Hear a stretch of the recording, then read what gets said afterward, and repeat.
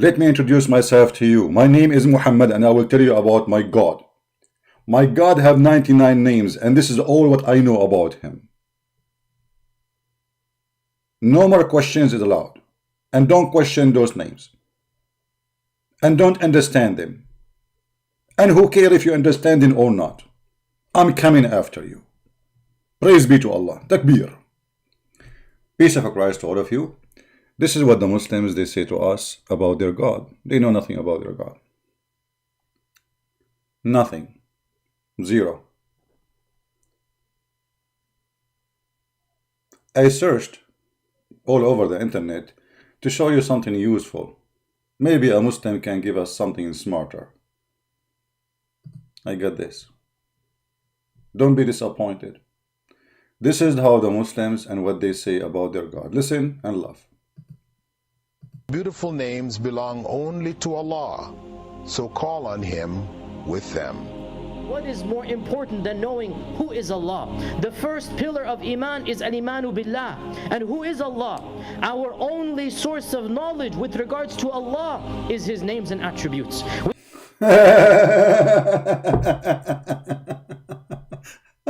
That's it.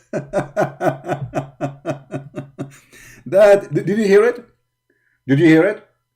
The only source, the only thing they knew about their God is the names.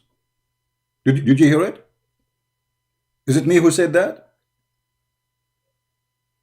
I did not. The only thing they know about their God is his names. So what do you know about him? His names. So say it again. Of Iman is al-Imanu Billah. And who is Allah? Our only source of knowledge with regards to Allah is His names and attributes. His only source of knowledge of who is Allah is his names and attribute. Not me who said that. This is what they said. If we go to the names, you will die laughing. Where is the knowledge about Allah? Ar-Rahman, Ar-Rahim. Those are words used in the prayer of the Christian in Aramaic. The mercy, the merciful. Al-Malik, Allah is a king. This is what you know about Allah. He is Al-Quddus, okay, the absolute pure. This is what the Quran say about Jesus in chapter 19, verse number 19. As-Salam, he is the peace, but he is not. He killed everybody in his way.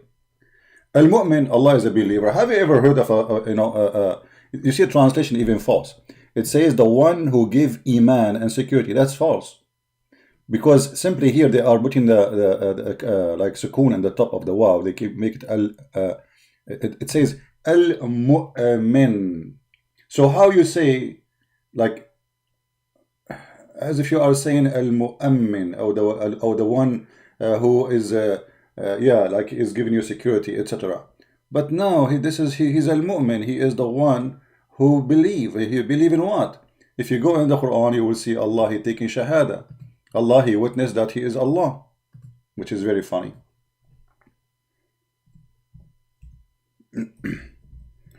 So what the Muslims knew about Allah is nothing but fictions. And by the way, this is something not done really by me.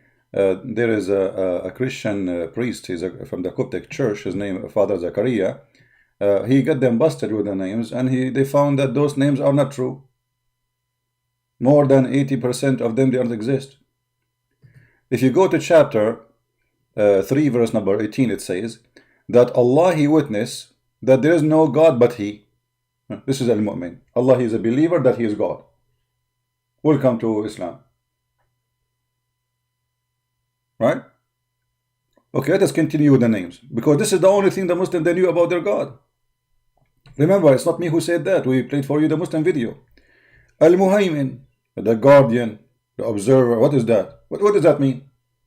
Al-Aziz, the Almighty. But you call him Almighty in other word. Why you call him Almighty twice, 3 times, 4 times, 5 times? Al-Jabbar. Al-Jabbar is an ugly word, by the way. Al-Jabbar always used in Arabic for the one who is very powerful, but he is unjust. Unjust. Someone, he is bad. You know, he is powerful, but he is bad. So when we say Jabbar, just to show you how the Quran get the Muslim busted. Chapter 5, verse number 22. when Musa, he asked his people to go and attack the Muslim Musa, not our Musa, to attack the Holy Land, they said to him, "Inna fiha qawman jabbarin," mighty people who they are aggressive, ugly. And then in chapter 11, verse number 59, it's make it clear that those who they are the bad ones is he's the one is a jabbar. Now read it. They translate it as a powerful transgressor. This is what jabbar is. So how Allah you call him? How you call him jabbar? Because he is the devil. Powerful, aggressive transgressor against God. All right, continue. Al-Mutakabbir. Mutakabbir actually is not supreme, is not majestic. This is false translation. In Arabic, if we, okay, you know what? We will use the same word in the Quran. Just look at them busted in their translation. I will search for the word mutakabbir in the Quran. Let us see.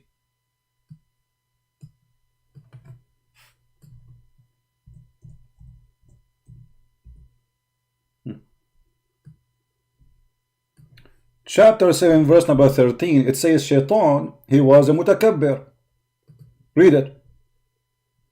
Allah, he said to Shaitan, "Go down, you are arrogant." The Muslim, they translate the word mutakabbir as arrogant. Allah is arrogant. But if we go in their page, they translate the same word as supreme majestic. Do you see how they lie? How this is a name was given to Shaitan, and how it is a name given to Allah, and how they translate it as, you see, he is a person who is arrogant. Get out of here, get down. Allah is ordering Shaitan to go down, and then this is the same name was given to the God of Islam.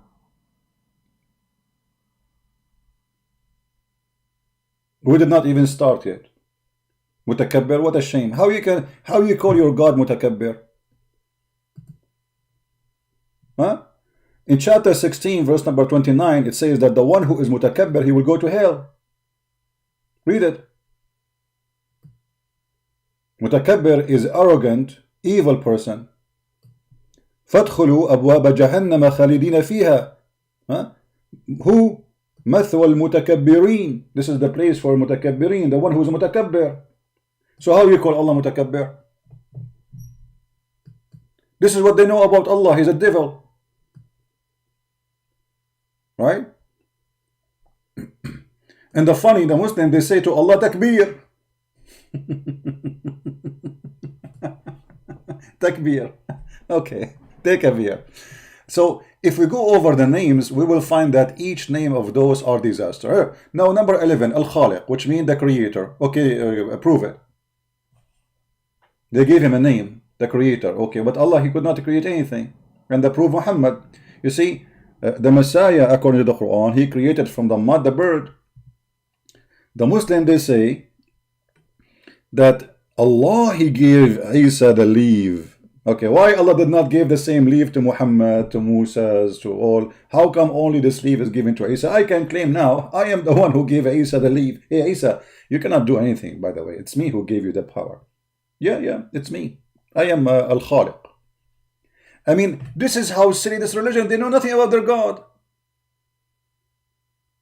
They said he is mutakabbir. They said he is Al-Khaliq. They said he is arrogant. They say he is stupid. I mean, you are giving him even names which is an insult to God.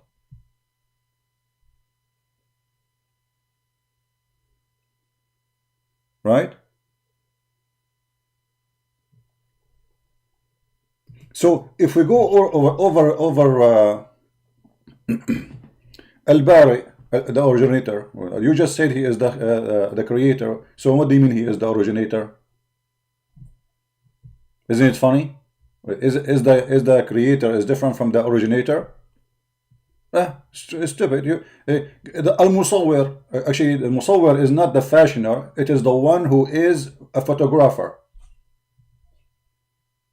The Muslim, they say he is the one who fashion things. Okay, but you just said he is originator, and you just said he is a creator. So this is the same thing. Why you are repeating the same thing, if this is what is meant? Al-Ghaffar is all forgiving. No, Allah is not all forgiving. We can prove it. Isn't it Allah? He said to you, go and kill them, so Allah will heal the hate in the chest of the Muslims.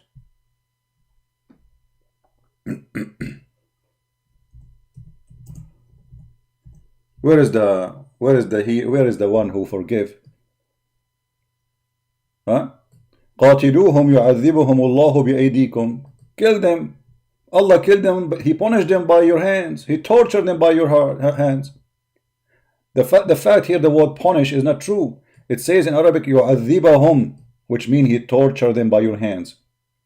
Cover them with shame, and that when you torture them, that will heal the breast of the believer. So where is Allah, the forgiving person?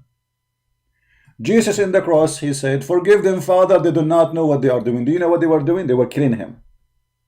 Literally. Not only killing Him, they were crucifying Him, which means they are torturing Him slowly. So Christ in the cross, He is the forgiver. He said, forgive them, Father, they don't know what they are doing. Allah, they call Him forgiver, but look at Him. Fight them here to kill them, not fight them by by sandals. The word here is qatiluhum, which means coming from the word qatala wa qatala. Qatala means kill. So fight to kill them, for Allah will torture them, not punish them. If we change the translator, you will see translation will change. Even though all of them, they are Muslims, let us try different translation. Here it says here punish them. Hold on, let us find different one until we find somebody have little dignity or honesty, which is very rare to find. See here the word punish them, changed. Allah will torment them at your hands. Do you see it? Do you see it? Where is Allah the all forgiving? In different even verse in the Quran, it says that Allah, He enjoy cutting the fingertips of the enemies. Cutting what? Fingertips. Do you cut their fingers when they are alive or after they die? Either way, proving to us that you are sick and mentally ill. Read it. Will cast terror into their heart of those who disbelieve. So submit them above the neck, and submit of them every fingertip. Do you see it? So they call Him in the names. Allah is all merciful, but Allah is the all merciful. He enjoyed torturing you, cutting your fingers, cutting your, not only that, Muhammad himself, he enjoyed torture. As an example, Muhammad, he loved to put nails in your eyes. If we go in the hadith, let us see if we can find this hadith.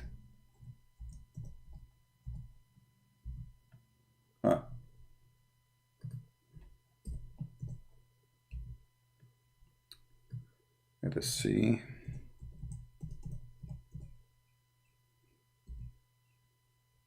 Here we go. This is a story about a bunch of people who converted to Islam. They gave their camel to Muhammad and they decided to run away with their camel. And they knew there is no way they can take their camels, so they killed the shepherd and they ran away. Now some might say, okay, well, they are killers, they should be punished. Let us say, okay, no problem. A person who kill him, no problem. But look what Muhammad did. So those people, they killed the shepherd and drove away the camel. And this is the same hadith, by the way, when Allah Prophet, He ordered them to drink the milk and the urine of the camel. Yeah, very nice prescription. Try it. It's very healthy for corona too. It's called corona milk urine. So here, those people, they killed the shepherd and drove away the camel. When the news reached the Prophet, he sent some people in their pursuit. When they were brought to him, he cut their hands and feet, and their eyes were branded with heated pieces of iron. Do you see the All-Merciful? Do you see the All-Merciful?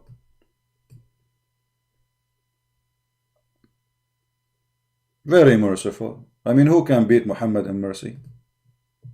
You see, actually, this is according to the Quran, this is against the Quran, because the Quran says you only cut their hand and their feet from opposite direction. More merciful. Muhammad, he enjoyed more than the Quran. He added more things. We put nails in their eyes. He's bored. And not only that, actually, that different hadith, he said to them, to you, he let them die under the sun, because they did not die right away, they are bleeding. Read it here, you see, this is the same hadith, and it's sahih, all of it is sahih. After he branded their eyes, after he put the nails inside, and the nails, he put it in the fire first. Not only he put the nails in the eyes, no, it have to be or go in the fire first. So he cut off their hand and their feet. Imagine there's a human being, we cut off his both hands, his both feet, and we crucify him, and now we are putting nails in his eyes. I mean, this is a lot of mercy. We cannot deny that. So now what we learn about Allah, that Allah is merciful. I mean, what do you want more than this?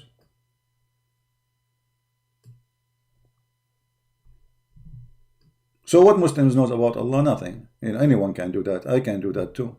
Watch any horror movie, you will see that this is Allah then. If this is how you recognize Allah, then Allah is a, you know, anyone is a criminal. Al-Qahhar.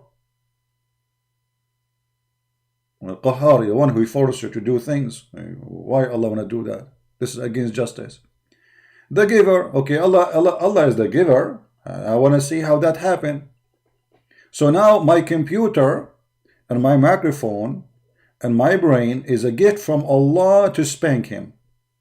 I mean, do you see how the giver is working?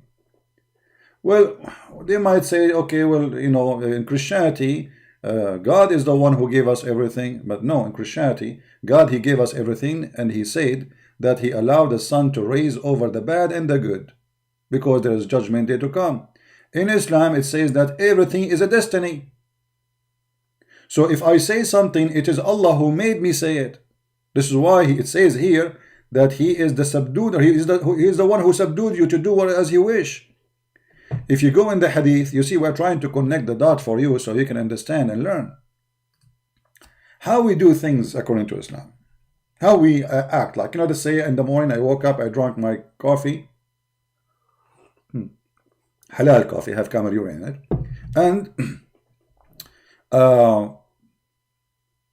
I went out in my yard. I walked in the street for like 20 minutes, and then I came back and I did the live podcast. Who is the one who made me do that? Allah. How we can prove that? Read carefully with me.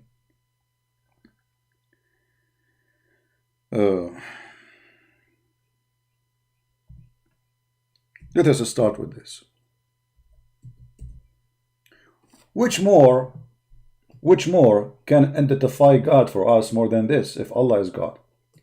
Muhammad, he claimed that when you do any kind of illegal sexual activities, it is predetermined by Allah that you will do it, and it's a must to do. Abu Huraira mean like you know, Hira, I mean a cat. Huraira is like sporting your cat, like you say you are the father of Muhammad, you call him Mimi, you know, like Mimi Hijab. So Abu Huraira, the father of the cats, reported that Allah apostle saying, verily Allah has fixed very portion of adultery which a man will indulge in, and which he of necessity must commit. Now, what? Necessity, do you see it? So when you do adultery, anything you do in your life in Islam, it is a necessity to commit. Especially when it's come to sin. Like, is me talking against Allah now is a sin? According to Muslim, yes, for sure. This is the biggest sin. Way bigger than adultery. Allah is the one who made me do it in necessity to commit. Do you see the stupidity? That make him shaitan. Shaitan. If this is the truth, if the one who making me commit adultery is Allah, and it's a necessity to commit, that means Allah is shaitan. You see, you have no choice. Do you have a choice? Guys, this is not my translation, and this is their hadith, and this is sahih. This is sahih Muslim hadith number 2657b. Don't forget the B. It's like 1 cent in the top of the price. B. So it's a necessity to do as Allah He prescribed for you. As you see, verily Allah has fixed the very portion of adultery which a man will indulge in. It's a fixed portion. It's not up to you to make it less or more. When a Muslim woman, she called the sheikh in Egyptian TV, and she said to him, I am now 30 years old, and I'm afraid I will not be able to get married, you know. The sheikh, he said to her, my daughter, don't worry. The Prophet said, it's written in every vagina the name of the one who will do boom boom to it. You believe it? مكتوب على كل فرج اسم ناكحه. It's written in every vagina the name of the one who will if it. So he's saying to us, don't worry. If Allah, He wrote in your vagina the names of those who will sleep with you, they will do it. You believe it?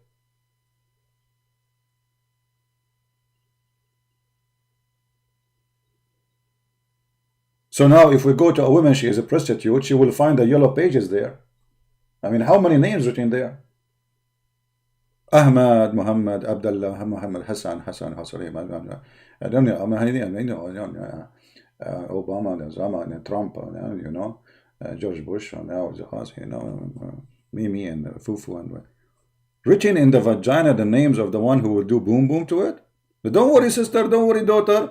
It's written there, it's written there. And I imagine the girl, she opened her, like she took off her panty and she started looking at the names to see if she can find the husband. Is his name written there? It's not like it's written by a secret ink. You know, things can happen. It can happen. It's possible. It's possible. Check it out. Check it out if you are a female. Excuse me. Oh boy. Let me get the hadith so the Muslim will not say, oh man, he's making things up. Where did he get this from? You know them. We show it on the screen and still they say he's a liar. It doesn't say that.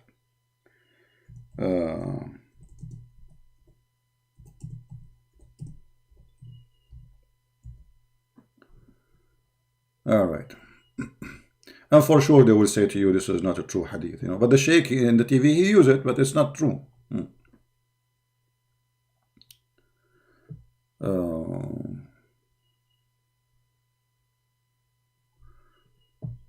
Okay.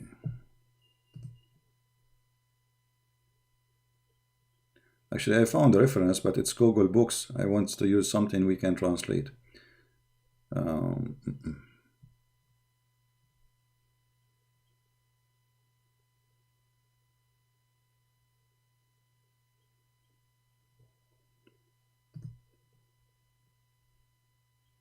Well, actually, I found the video. Hold on. I think I found the video. I found the video. I was searching. Yeah, here we go.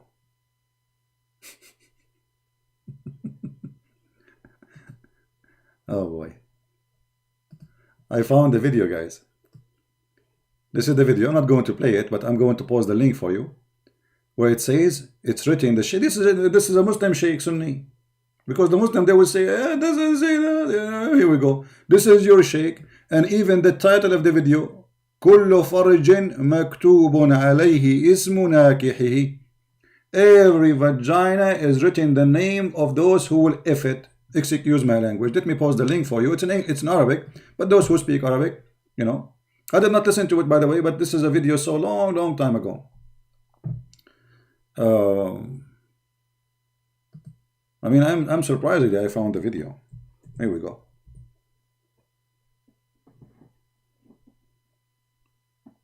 So what they knew about Allah? Nothing. Guys, where we are only 973. Where is the rest? Where is your kids? Where is your family? I mean, come on. We are Muslims. Each one of us have 4 wives, 70 kids. Let me invite my cousins.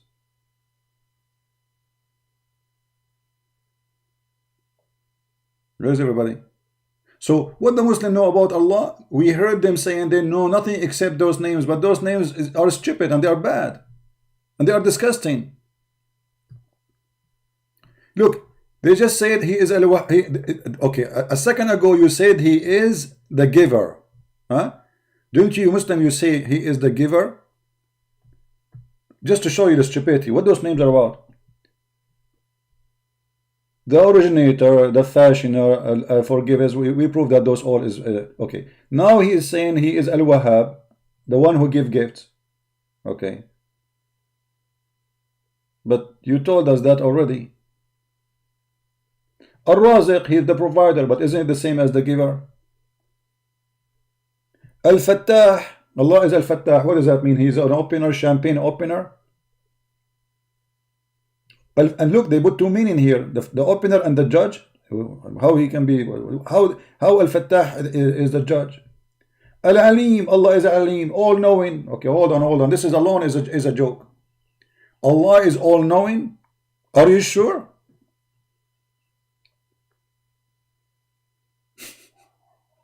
Are you sure? Allah is all-knowing. Let me show you how Allah, He knew a lot. I mean, you will go crazy when you see how much Allah He knew. I would drive you literally crazy. Let us see how much Allah He knew. Hold on, give me a second, please. Learn from the knowledge of Allah. Alright. This is Tafsir Ibn Kathir. So the Muslim, they will not say are making things up and etc. It doesn't say that. You know them. We show it in the screen and they say it doesn't say that. Alright. So chapter 86, we will go read it from interpretation from verse number 1 all the way to 7 and 8 and 9. But the one we will read is number 6 and 7. فَلْيَنْظُرُ الْإِنسَانِ مِمَّا خُلِقْ. Okay, a human, look from what you are created. Okay, good. Allah tell us from what? So Allah is all-knowing, remember. Okay, He is created from the following. And it is He, the originator of the creation. You see, the Muslim, they call Allah the originator. So the originator now is going to tell us how He originated us. Obviously, He knew how He did it because He did it in His laboratory in Kuala Lumpur. Okay. He is created from water gushing forth. What is that water? Remember, Adam, he was created from mud and water. So this is not about Adam. This is about the children of Adam, which means sexual fluid, which is orgasm. Do you see it? All right. That comes bursting forth. Obviously, this is orgasm now. It's confirmed, right? It's not only a sexual fluid. It's a sexual fluid bursting forth. Unless your orgasm is not, you don't have a good pump, so it's not going to be bursting forth. You need to check it out. Maybe there's a fuse is missing or something. From the man and the women, oh, so this is a fluid, sexual fluid coming from the man and the women, bursting out, will cause the child to be happy because of both of them. A Muslim might say to you, this is the egg, my friend. It says bursting out, bursting forth. From where? From their private part. The egg is a sexual fluid bursting out. يخرج من بين الصلب والترائب, proceeding from between the backbone and the ribs. I mean, what is left? A smart Muslim, he tried to say to you, oh, this is about the human being, that this is where the sexual fluid come from between the ribs and down all the way to the backbone. My friend, what is left? His feet? This is the human body. I mean, what is left is our feet and our head. Actually, I remember once a Muslim, a smart Muslim, who wanted to, Christian Prince, he was always I lose. So he said to me, let me read for you the most scientific teacher, scientist, his name is Al-Razi.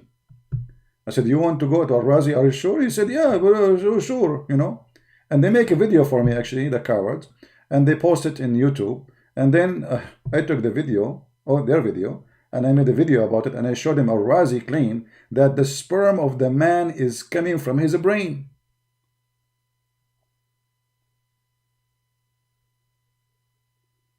From where? From his brain. Look at this idiot here. He is calling me liar, and I'm showing him in the screen. Look at this. Do you believe it? I'm showing in the screen, and he says liar, Christian Prince. What a kid.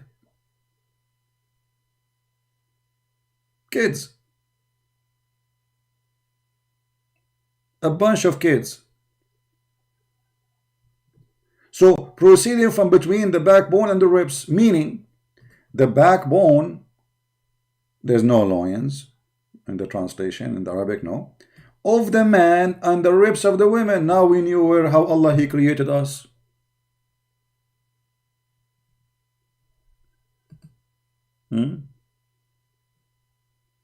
One God, I will call you. Do you agree with Ibn Kathir or you don't? I will call you. Do you agree with Ibn Kathir or not? I want you to answer. Who is a Muslim here disagree with Ibn Kathir?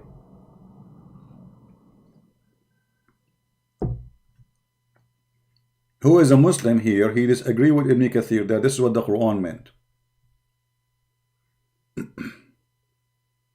Anyone?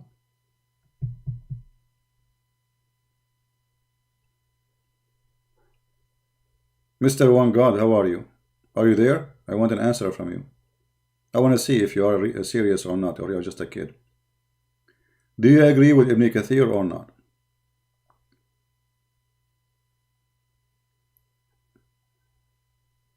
Using fake hadith? Okay. Well, take a hike. Guys, this is fake hadith. All the hadith we showing you, it's in their website. Look, sunnah.com, fake hadith. I mean, it's obvious it's fake hadith because it's published and printed and spread by Muslims. So obviously it's fake. I mean, hello. Everything he is saying is fake. It's fake hadith. Made by the Muslim, published by the Muslim, written by Muslim, translated by Muslims. Obviously it's fake. Thank you very much. Let your dad call me. Don't come alone. Okay? No kids. So, يخرج من بين الصلب والترائب, and it's coming from the ribs of the man, from the backbone of the man. You know, actually, I don't want to get married because I have to be honest now. My backbone hurt, and I think because of that, there's no sperm. That's it. You know, I need to fix the backbone. I will go to a mechanic. Do you know where is the backbone? Hold on.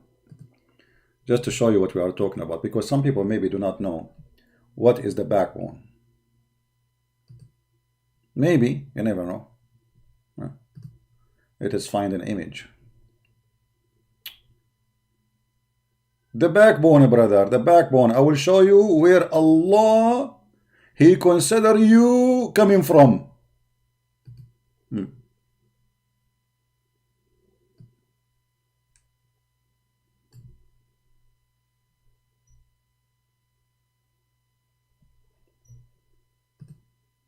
And they call him Allah is the all-knowing.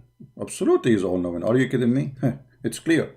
So there is a small bone at the end of what they call it, the spine. At the end of your spine. You see it? This one. So Muhammad, he claimed that this is where your sperm coming from. Science. And the women, she have ribs. You see, so this is the backbone of the man. So now let us assume the same picture is a picture for a woman. Muhammad, he claimed that the sperm of the woman come from the location where it is the top of her ribs, the location of the necklace here. Like where your ribs and your neck, they meet. This is where a tarib. A tarib is specifically a word mean the location of the necklace of the women where the neck and the ribs meet, not the ribs itself. So Muhammad, he claimed that the sperm coming from two directions. From the man, come from the backbone as you see in the screen, and for the women, it's coming from the location of a tara'ib, which is the location of the necklace. Where if a woman, she wear a short necklace, that necklace will hit the hole down in here, like you have a hole, you know, a hole there in your neck, down your neck, between your ribs. That is exactly a tara'ib. So obviously Allah, He earned the name all-knowing. I mean, who can beat Allah in His knowledge? Nobody. No one. I mean, we have to be honest here. We have to admit Allah, He knew everything.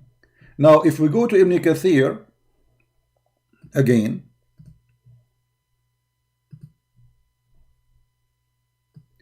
Ibn Kathir, he quote his prophet to explain this science, because this is a very deep science. Biology, my friend. Muhammad is very, very specialist in biology.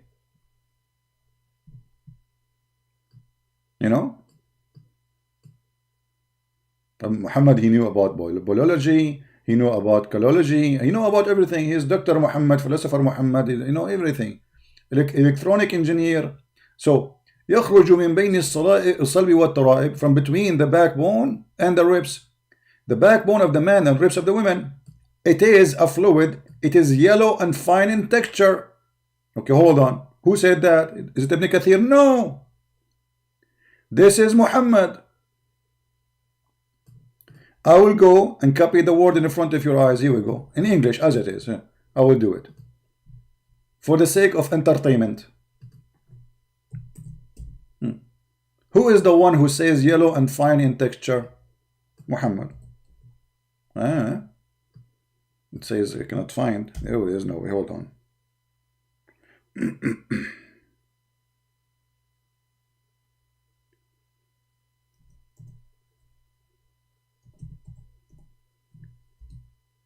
Here we go. Dr. Muhammad, he explained the mystery of biology. Dr. Biology Muhammad. Muhammad, he graduated from the University of Suku Suku. The Messenger of Allah. And it's Sahih. It is Sahih. Oh boy, it's a fake hadith. It's Sahih. It's fake hadith. It's Sahih. It's fake hadith. Christian Prince, I told you it's fake hadith. It's Sahih. It's fake hadith.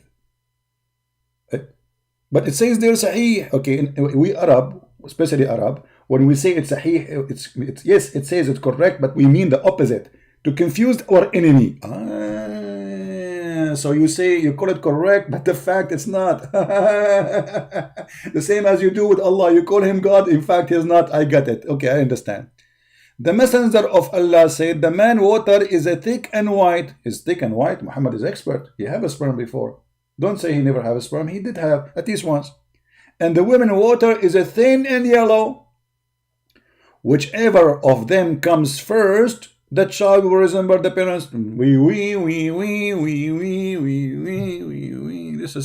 This is a pure science. We have to admit.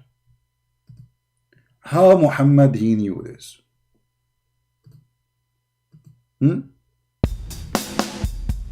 How? Hold on. I mean, we need something more, you know.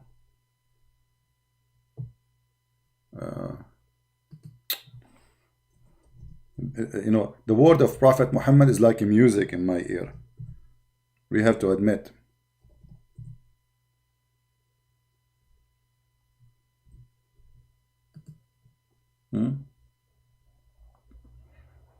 Maybe this one will be good. I don't know.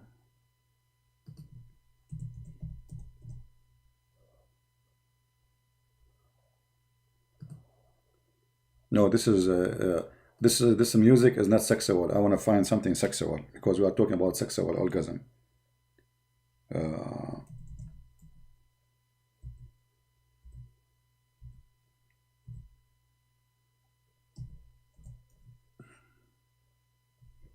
To see this one, so you know.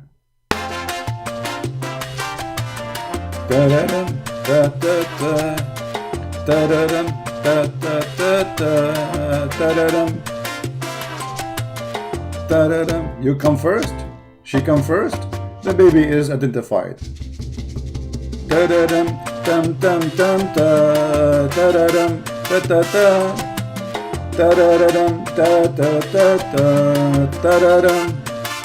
Unbelievable.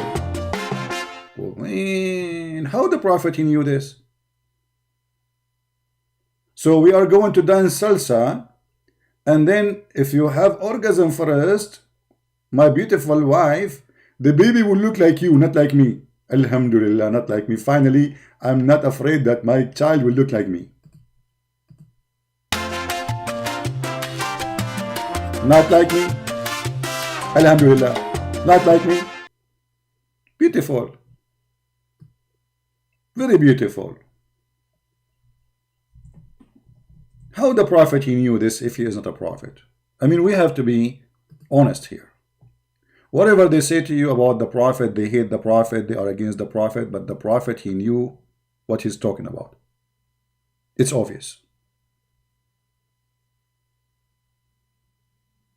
And this is why, you know, if I get married, I will never, excuse my language, I will never come first. I don't want my son to look like me. Horrible. I don't have mirrors in my house. Actually, first time I went to the bathroom, I get scared. Like, who's this guy?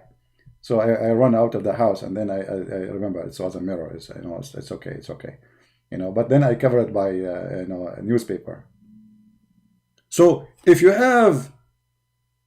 come first, you are the one who will decide how the baby look like and his gender. By the way, this is about gender too, not only about look. That's amazing. So what if the women, she never come? Most of women, Muslim women, actually never come. And I can prove it, especially the wives of the Prophet. Because Muslim, they do circumcision for women. Let me prove it to you. Hold on.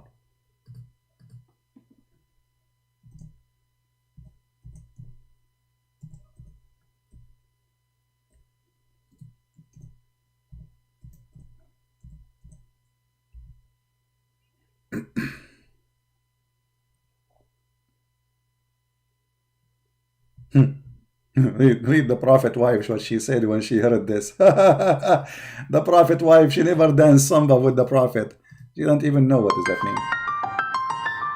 Beautiful wife of a Prophet. She never know what we are talking about. Very horrible. So what happened? What happened? The Prophet said, Salim said, "Oh Allah Messenger, verily Allah is not shy." Sure, Allah is not shy. Are you kidding me? Vagina, big boobs, long penis. Shy? It's obvious. It's a pimp. Okay, for telling you the truth, is it essential for a woman to take a bath after she had a wet dream? Look at this woman. Imagine I'm sitting home and a woman, she come to my door. Hey ZB, I want to ask you, yesterday I saw a wet dream. Can I wash it or not? Unbelievable. This is so beautiful.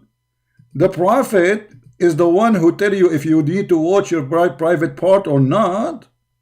And you are telling every man in the town that you have a wet dream. Who you saw in the dream? Tell us about the dream. No, please tell us the dream. Because we want to know how wet it is. We would love to see how wet. Is it like little wet, too much wet, heavy wet, flooding wet? Like, what do you mean by wet? Raining wet, shower wet? What is it? What do you mean by wet dream? This is a woman speaking to a prophet of God, and Allah is not shy. Are you kidding me? Allah is not shy. Mr. Bean.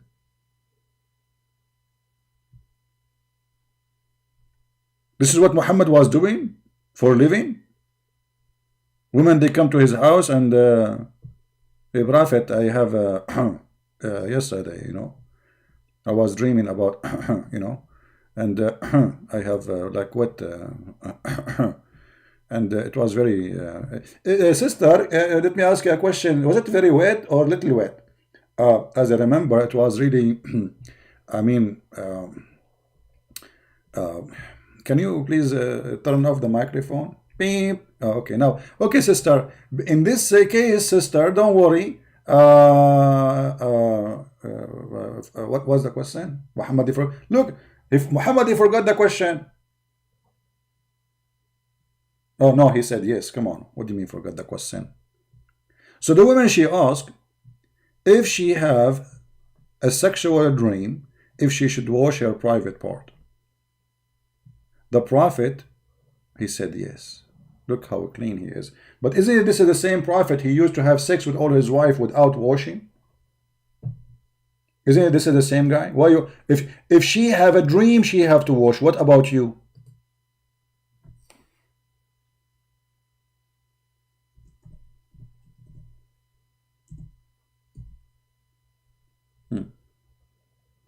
Let us see.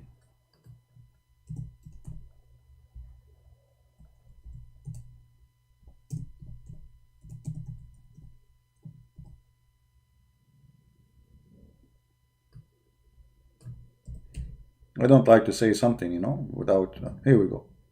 The Prophet SAW, by the way, SAW, in case you do not know, you are new here. Muhammad, because he is a short wave, he can capture waves from far away, from behind galaxy. This is why Allah, he sent him Jibreel. And Jibreel, you know, according to the hadith, he used to give him Quran in a sound of a bell, you know. But we don't know how the bell sound became Quran in Arabic, but we can understand based on the science today that maybe this is what happened.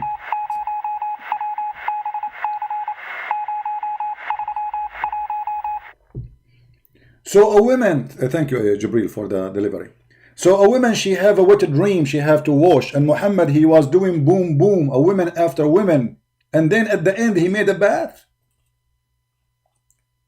I mean, do you see how clean this guy is? And by the way, this is how you can prevent AIDS, HIV, herpes, all STD disease. And in the top of that, brother, it's very healthy. And it can cause cancer, yes, but it's okay. And the Prophet, we need to not to forget that his private part is holy. I mean, come on, right?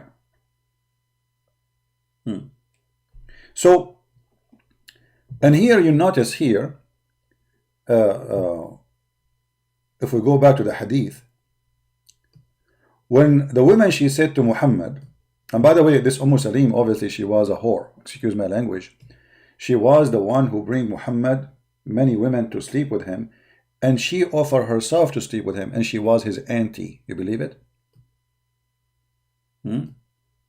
Sorry, not Salim. No, this is about Salama and Salim. This is a different one. No, sorry. That is a different woman we are talking about. We will talk about it later. Yeah, this is supposedly the wife of the Prophet. He's involved, and the woman, she came. Salim, this woman, her name is Salim. She came to the Prophet, and the wife of the Prophet, she said, "Do the women have such a thing?" Read carefully. So Salim, she said, actually, let me see.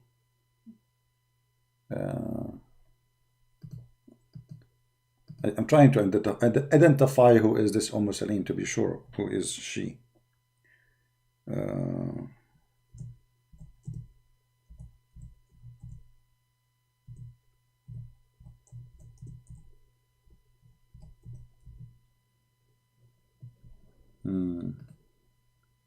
Yeah, there is no details about her, but anyway, I'm trying to link some other information.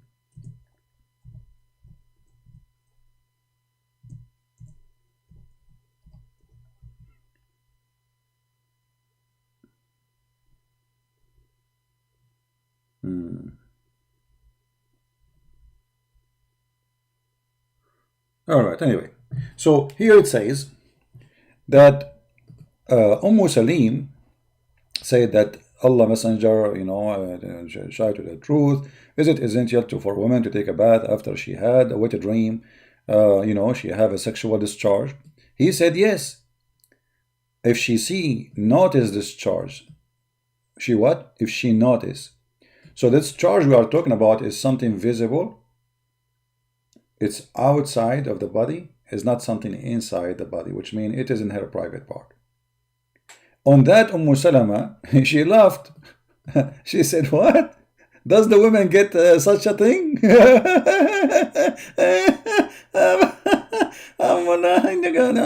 The Prophet, he looked at her, he said, like, "What's wrong with you?" Sure, the women, she, you know, get that. Question.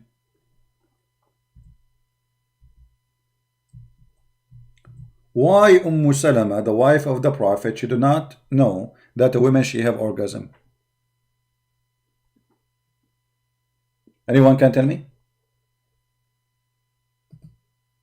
Why she never experience that women, she have sexual discharge? And then Muhammad, he explained, he says, yes. Then how does her son resemble her? By the way, the walad here does not mean son. The walad, it's mean the newborn baby. So how, not the son. So how the newborn resemble her? So Muhammad, he claimed that the sexual fluid which come in the vagina is the one who decide the gender and the look of the baby. And this hadith confirmed to us that the wives of Muhammad never have orgasm, which is obviously I don't think at that time Muhammad was doing circumcision for his wives. Those are just like Islam started, you know. Obviously Muhammad, he was not able to do something right in the bedroom.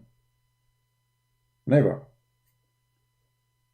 If this guy was able to have sex, maybe have orgasm after 2 seconds from the time he start like a rabbit, like before the woman she take off her panty, the guy is over. Otherwise, you tell me why the wife of the Prophet, she didn't even know, like, what is that? What? Sexual orgasm? What is that? Do the women have that too?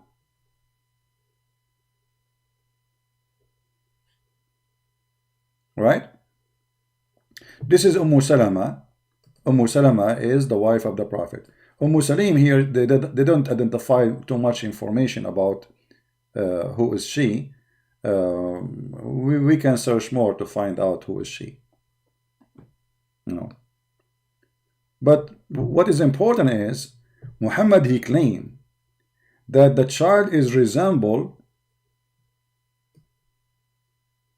the parents by the one who discharged first. And what the woman discharged in her private part, the sexual fluid there, is what will make the baby look like the mother. And this is obviously false. Fairuz Sheikh is texting me in Skype, but I am not in Skype, my friend. Mr. Fairuz, are you there, Mr. Fairuz?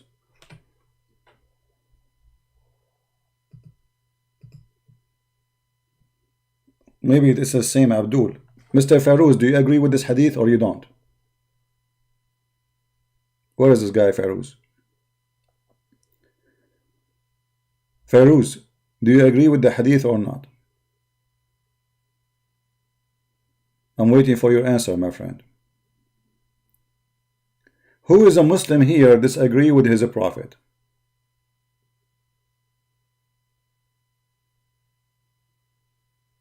Anyone? No problem. He want to debate me, but we want to see if he's a kid. Maybe it's the same kid we blocked. Do you agree?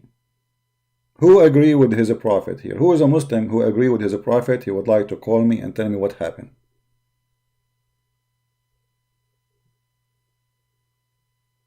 Anyone? And as you see, this is Sahih Bukhari. It's Sahih. This is not a questionable hadith. Are you there, Fairuz? What happened to Fairuz? He's dead now?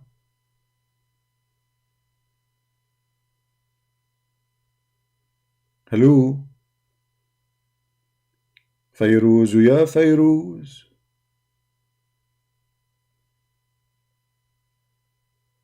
Okay, Fairuz is not there. So he's a kid. Don't take him serious.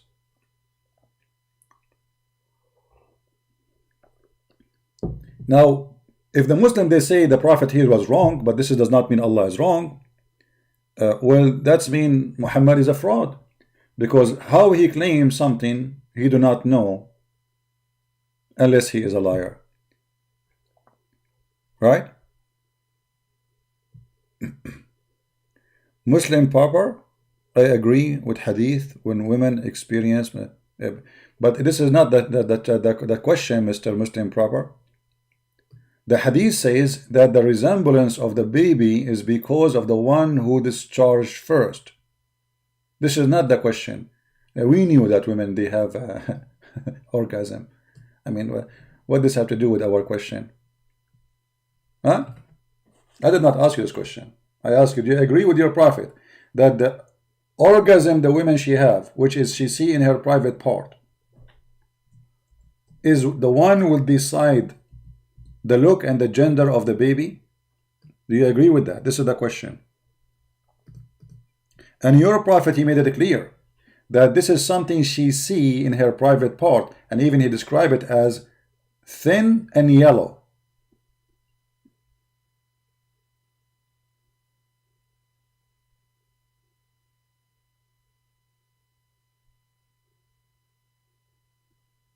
What do you say, Mr. Muslim proper?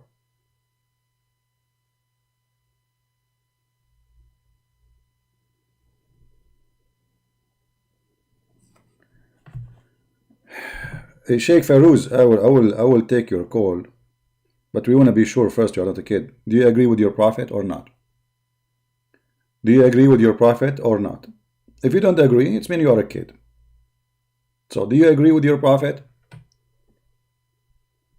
Say yes or say no.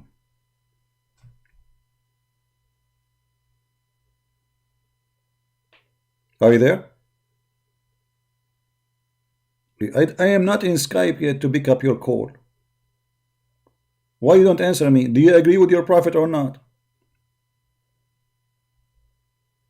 How am I going to pick up your call if I am not in Skype yet?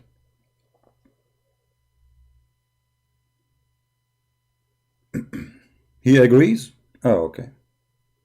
Well, we will see in a second if he agree when I take his call. You will see he is not. He's faking it. They fake things. They are like their prophet. Be my witness. Alright, I'm going now in Skype. Give me a second.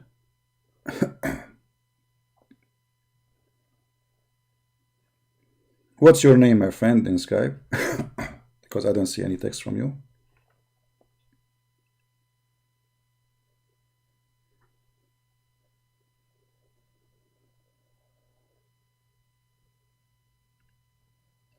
Hello?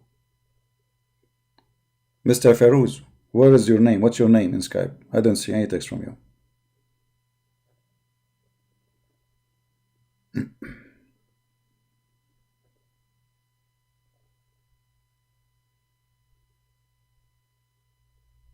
Where are you, buddy?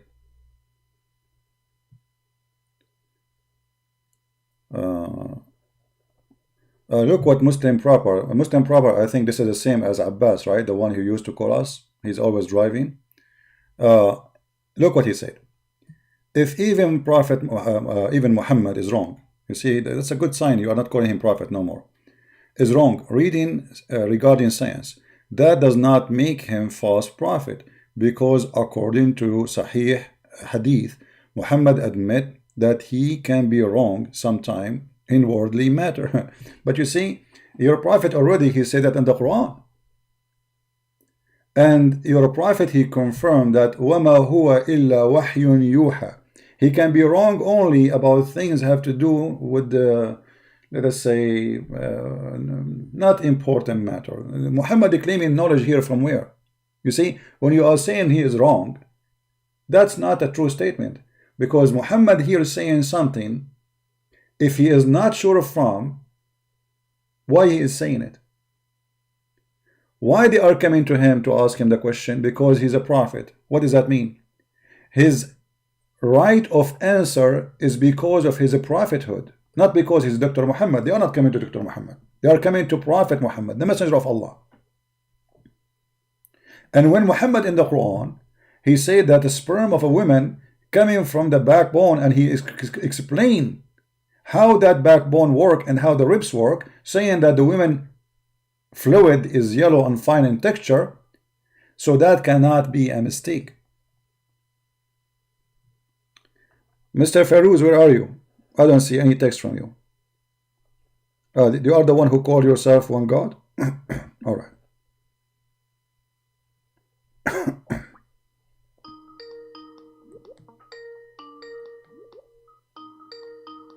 It might be a kid. Mostly it's a kid.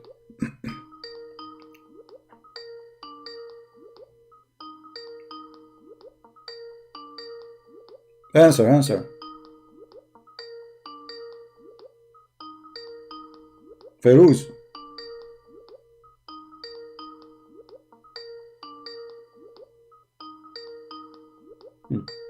Farouz is not answering.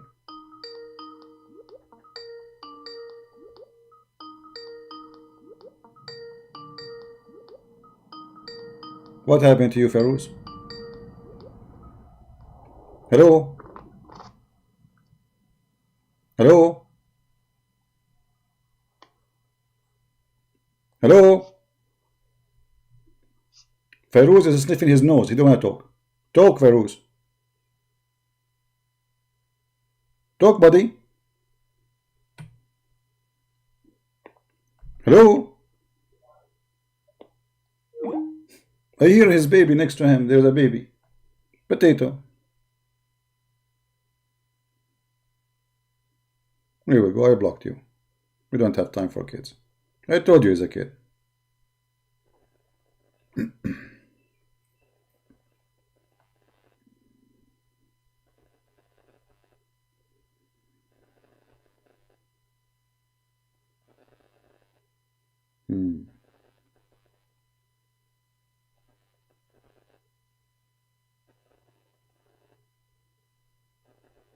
All right. So when Abbas, he said, hey Abbas, call me. I did not talk to you for long. We missed talking to you, man. I hope your life is doing good.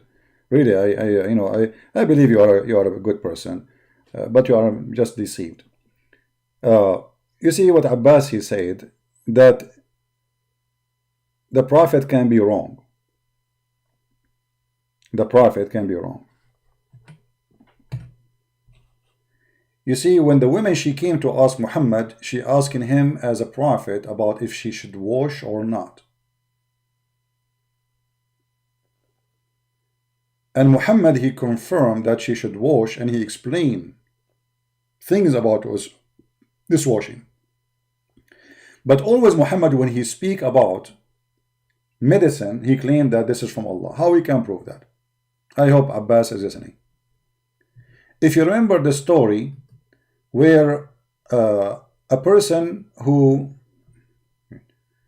how the page became so big like this?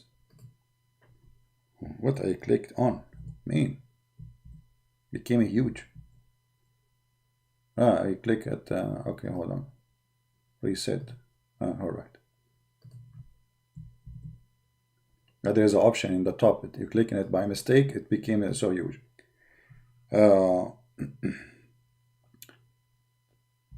If you remember,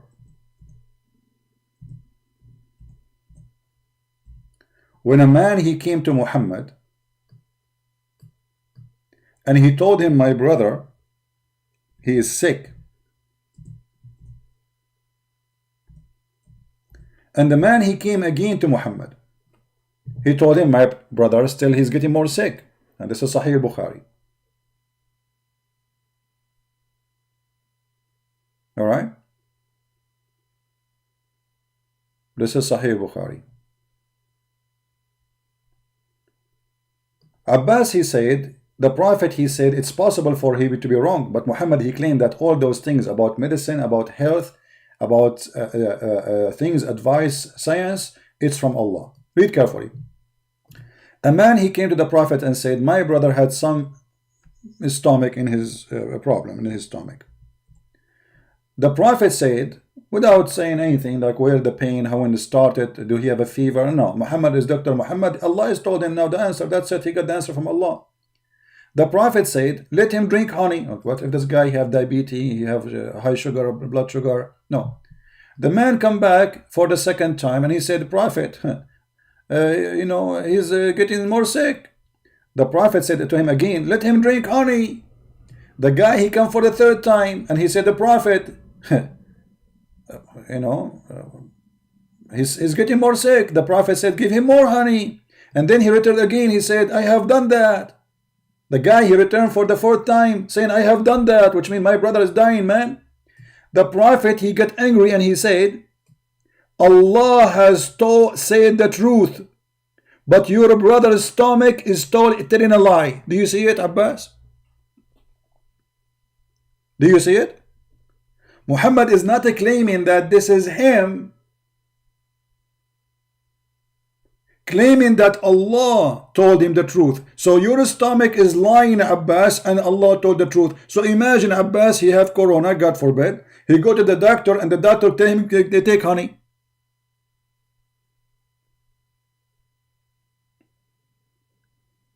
Abbas, he go to the doctor again. He says, it's hurting me more, I'm getting more sick. He says, take honey. Get out of here. Abbas, he come after 3 days. He's more sick now. Take honey. He came 4th time. Abbas is dying. And then the Prophet of Allah, he screamed at him. Almost he will kill him. And he said to him, Allah told the truth and your brother's stomach is lying. And then look, the guy, he recovered. Because they never saw him back. He will never come back. He's not stupid. So he made him drink honey and he was cured. How they knew he was cured? He never come back. So when our friend Abbas here, he's trying to defend his prophet, saying, well, the prophet can be wrong, but as you see, your prophet claiming that any advice about medicine, and here we are talking about creation.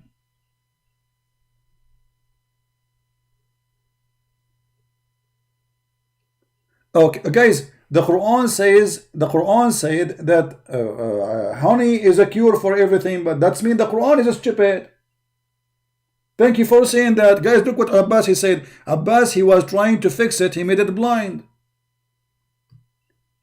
Because there is a benefit from honey for sure, but it cannot be a medicine for everything. The guy, he just told him, I have a pain in the stomach. So how Muhammad, he knew that this is the verse about honey is the solution? Isn't it the Quran says, وَمَا هُوَ إِلَّا وَحْيٌ يُوحَى? Anything the Prophet he say, you obey, for it is an inspiration from Allah. When the Prophet he ordered him to drink honey, do he knew that he can be wrong? What about he said to him, well, you know, in the Quran it says that honey is have healing power. Try it. No. Muhammad was very sure. And actually, if somebody have diabetes, you will kill him. Honey cannot be a good solution for many things, actually. It can be solution for some stuff. It can be the opposite. The honey even mentioned in the Old Testament, so what?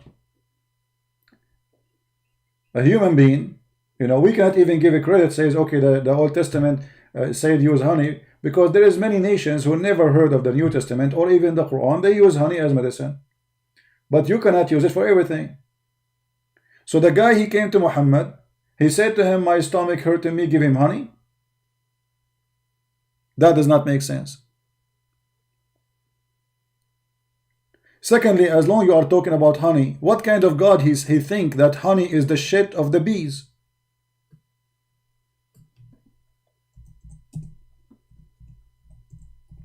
Not their food.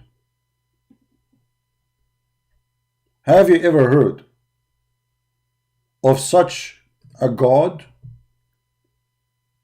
Allah, he ordered the bees to eat from the fruit of the earth, and from their body a drink will come.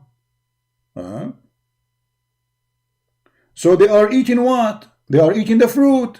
They are shitting what? Drink. It's called honey. Do you see it? This is God.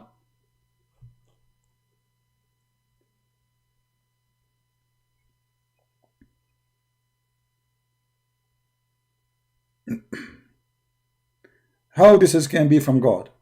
He think that honey is the poop of the bees.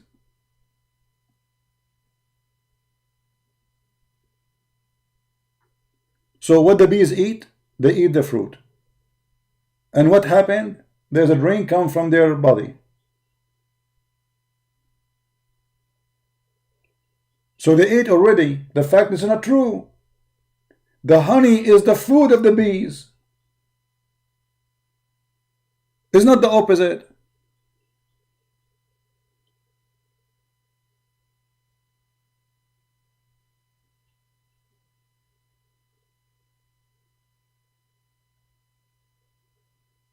What do you say?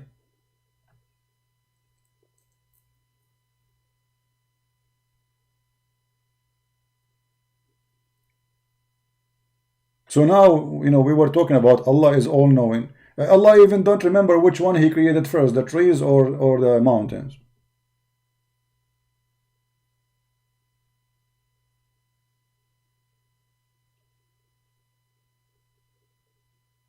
Huh? How this can be a prophet of God?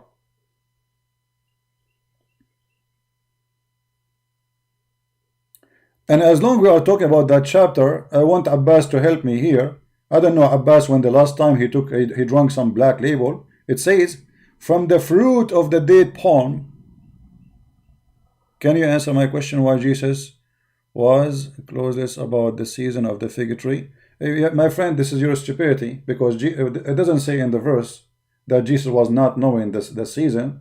It says that the tree, it was not its season. So Jesus here, He showed them, this is the example of those who they claim it's not my season to give. So the tree who will not give a fruit will be cast and thrown in hellfire. This is the whole purpose of the story. Otherwise, Jesus, the one who in your Quran, who did feed thousands of people, and Allah, He sent him 7 whales in 7 sandwiches, if you remember the story, He do not need a fig tree. Even your Quran agree that God Himself, He sent to Jesus, food can feed thousands and thousands. So the story in the Bible, my friend, is not about knowing the season, and nowhere it says that you do not know the season. You are fabricating things now, shame on you. Always says that it was not the season time. But Jesus, He cursed the tree, and He said, the tree who don't give a fruit will be cut off and thrown in hellfire. Do you think really tree will go to hellfire? No. Tree is not a human. God will not judge trees. So this is an example of those who they are watching around Him. What will happen to you? And if you question my authority, this is a fig tree which is impossible to kill. You cut it all the way down, it come back. It's a fig tree. Fig tree is one of the most aggressive trees to kill. Jesus just cursed the tree died. So Jesus was teaching us, if you don't want to receive the penalty, don't use excuse, says it's not my time. All time is good to give. So this is not about tree, my friend. You are just shallow like your prophet in your knowledge. Now,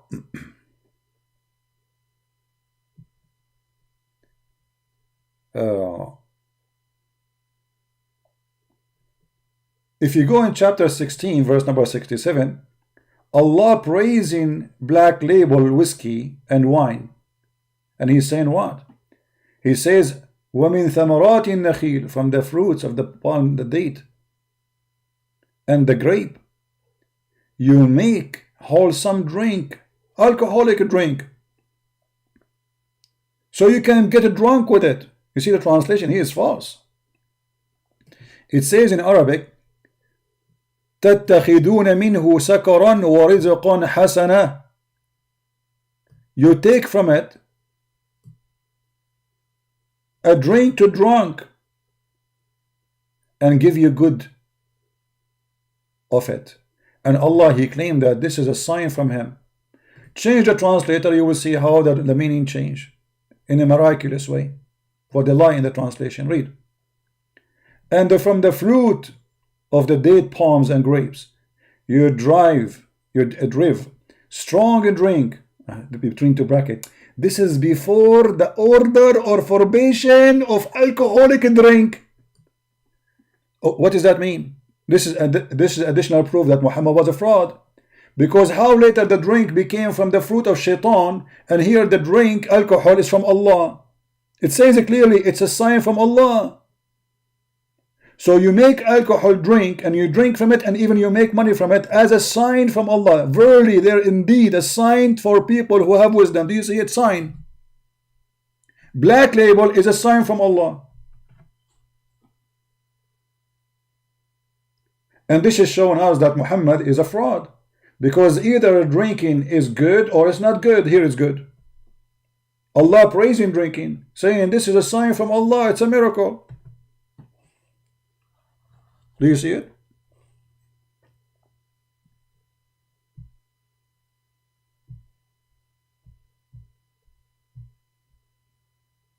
Between two brackets, it says this is before the forbidding of alcoholic drink. So why he forbid it if it's a sign from Allah? And not only that, he says rizqan hasana, good living you make from it. Good living you made from it. He called it hasana. You know what hasan mean? Good. Hasan mean you can use it as a beautiful too. Like Hassan is somebody is handsome for a man. Hasna is someone she is beautiful. Hassan is something good. So Allah described Black Label as something Hassan, and He called it a good wealth, not a bad wealth. Rizqan hasana. And He claimed Inna fi dhalika la ayah. In this there is a sign, a miracle from Allah. So if you see somebody drunk, Allah He just made a sign. Do you see it? Allah He just made a sign. If you see Abbas, he is going to the bar and he come in drunk,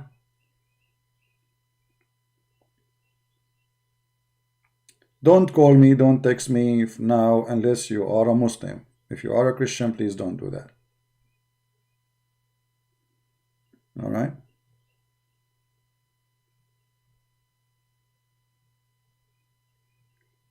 If we go later in the quality of life, we can take calls from Christians. Anyway, let me log on in Skype. There's nobody. It's just an annoying thing. You see, the real Muslims, they don't dare to call us no more. They knew they are not qualified. They knew. It's a fact.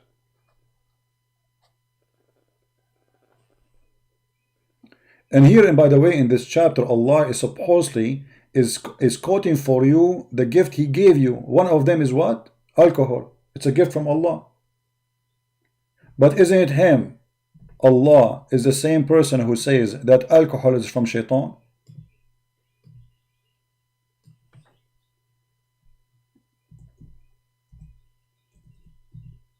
How it's from shaitan and how it's from Allah?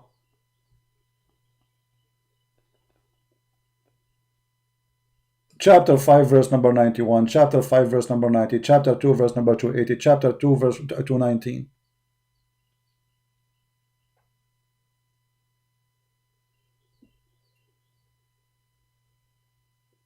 How this can be from God? So if we go back to what we were discussing from the beginning, that the Muslims, they said to us, and we played the video for you, they said that the only thing they knew about Allah is His names, but those names are not accurate, they are false. Allah is not Al-Alim, for He's not all-knowing. He cannot be all-knowing. A person who think the baby created from a congealed blood, he is not all-knowing.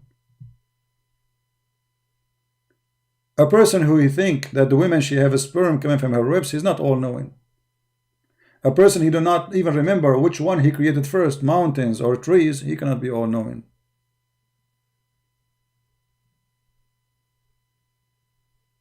Look at those names.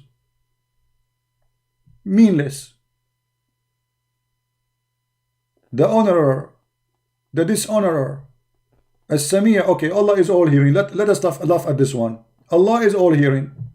Let us see how much Allah is all hearing. We can go, by the way, to the one who gave this honor.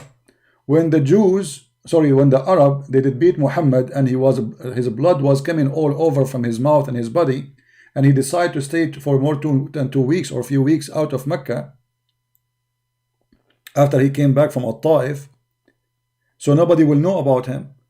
And then those people, in order to dishonor him, they send the news to tell the Arab what they did to him. So Muhammad, he tried to hide what happened to him. So why Allah dishonor him? That's mean this happened because Allah, He decided to dishonor him. Isn't it everything happened by the will of Allah?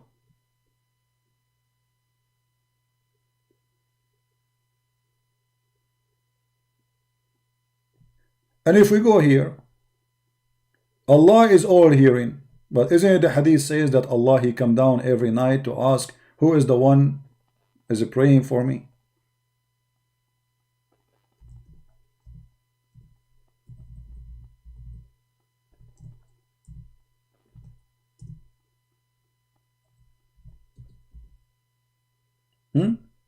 If He is all hearing, He do not need to come down every night. I feel sorry for Him. I mean, how far this trip is? If Allah is all hearing, look what Muhammad is saying. So either Muhammad is lying. Abbas, are you there? Is Muhammad lying about this story? Where is Mr. Abbas? Are you there, my friend? Allah is all hearing. So why He descend every night? Every night, the poor guy. Every night. In the third part of the night, Allah, He have to take a taxi and come down to the third and the lower heaven in the third part of the night. And what He do? He say, who is praying for me? Who supplicate for me? If Allah is all hearing, He can hear it from the seventh heaven.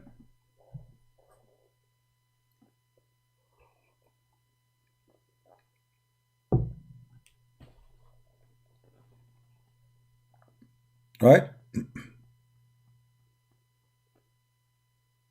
Isn't He, Allah, all hearing?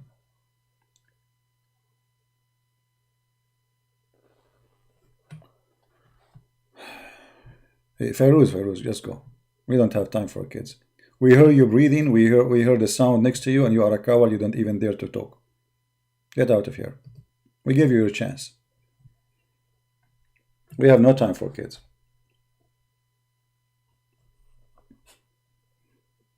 If you respect yourself, you even will say hello, you know, but you're not even there. You breathe heavily, you are very nervous. You are just trying to disturb us from spanking your prophet. It's too late. I have my fingers all over his bum. Don't you see them? Go take a look. So Allah is all hearing. He is coming down. Why? Can Abbas answer us?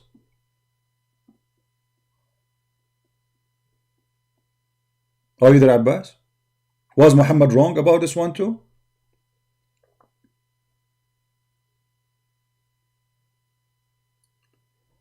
In the same time, Allah, He come down every night. Which every third part of the night. Which third part of the night? Is the earth flat and we have only 1/3 part of the night? This can be true if we believe that the earth is flat.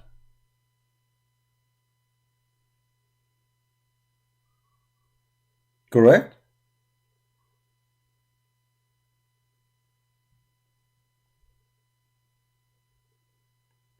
Okay, hold on. Abbas saying this, guys. Just to show you how smart they are. It says this is a figurative speech. It is not literal. This is to encourage Muslims to worship in the middle of the night. Okay, well, hold on. I will go with you and say maybe this is true if your prophet did not say he come down, because you see he can say Allah, He ask every night at the third part of the night. Why is saying He come down? What come down have to do with this? Allah, He can say to them, okay, Allah, at the third part of the night, He will be listening to you. Does it say that? No. You're a prophet, He is saying it clearly. Allah come down in the third part of the night. I thought Allah is always listening. And by the way, why in the third part of the night? Which night? Don't you see there's a mistake here? So if you are saying to me your prophet is just saying things, making things up, that's making him a liar. Otherwise, you have to tell me the proof that Muhammad, how he knew that Allah in the third part of the night is saying those words and he is listening. Where do you get this from?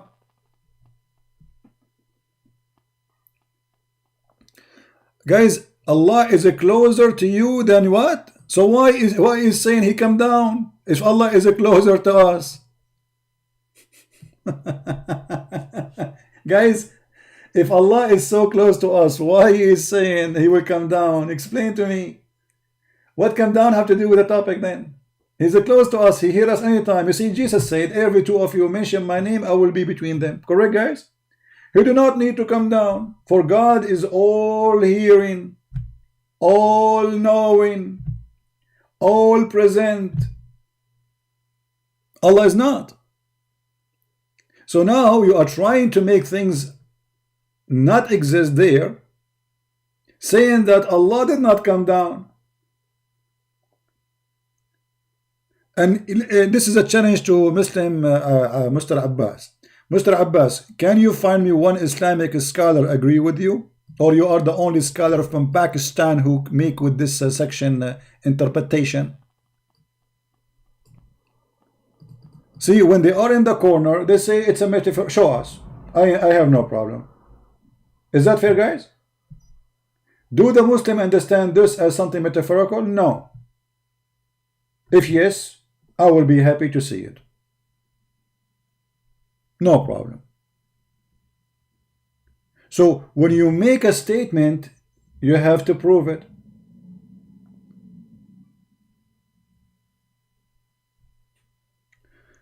The third part of the night is tajahud. Okay, guys, the third part of the night, he gave it a name now for the prayer name. Who care about the name of the prayer? First of all, there's no third part of the night. Secondly, why does Allah, He want you to be up in the third part of the night when you should be sleeping? Didn't He have enough of you praying 5 times a day? What's wrong with Him? And if the 5-time prayer a day will not do the job, so why you pray them? Because obviously the third part of the night is the important one. Because Allah only listen at that time. Stupidity. Can Allah hear me all the time or not? If yes, then there is no need for this third part of the night. Already I prayed for Him 5 times a day. I asked Him for forgiveness already. I bent my ass for Him. And now I have to wake up in the third part of the night for what? Your God Allah is acting like a mosquito. Third part of the night, I'm coming to you. So now, after praying 5 times a day, I have to go to rest because I have a life. I have 4 wives to do boom boom with them. I have to go to work and attack the Christian and the Jews, steal their money. And now this Allah will come to me in the third part of the night. So look how they fabricate meaning it's not exist. Where are you guys from? If we ask Abbas, just to show you the intelligence, Abbas, when Allah He spoke to Moses, did He come down or He was not coming down in the Quran?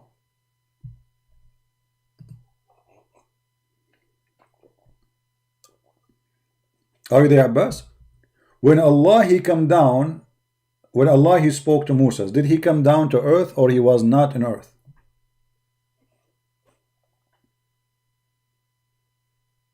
Any Muslim have an answer?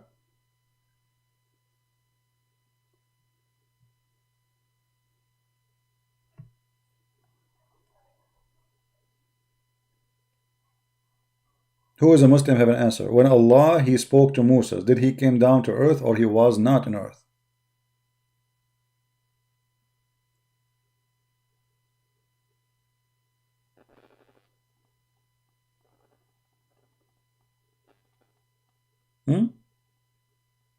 Are you searching Google? They don't know. They have no idea what to say. But the Quran is so clear. The Quran said,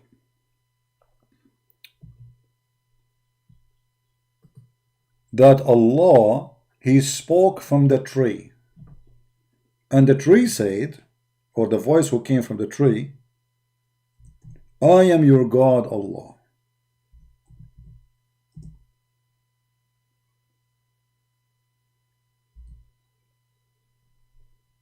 I am what? I am your God Allah. Chapter 28. You can read verses before and verses after as much as you wish. 28, 29, 30. It says, when Moses came to the side of the valley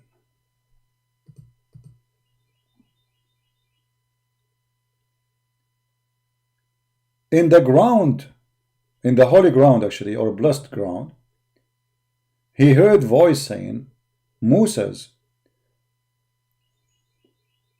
I am your God Allah. But the voice is coming from where? From the tree. So question to the Muslims, the voice of Allah coming from the tree. Guys, forget about those kids when I call me. Those are kids. Either we have somebody, you know, worth it. If somebody is worth really to call me, post a challenge for me in my Facebook. All right, I will check your Facebook. I will see that you are real, and then we will take. We don't want to waste our time. They are kids. We call them, they don't answer. So the question is, when the voice came from the tree, was that a real voice of Allah, or it was a fake voice of Allah? Was Allah in the tree, or it's not in the tree? Who's a Muslim will answer?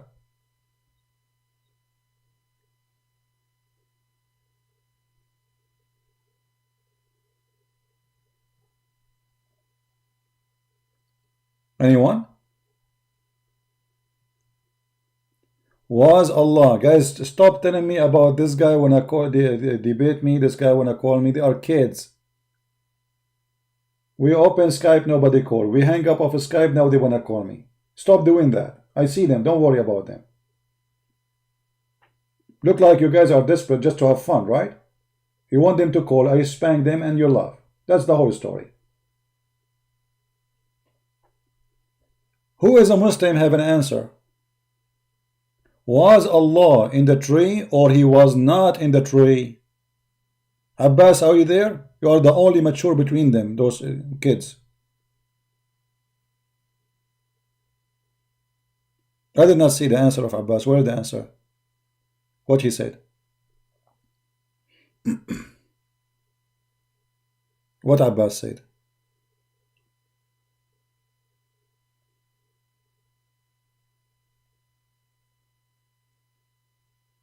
Any Muslim knows who was in the tree?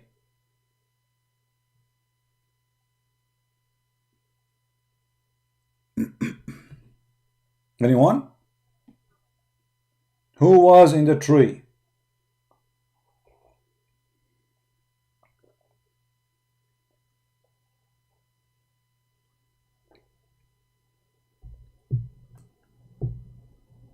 Any Muslim? Can you unblock me?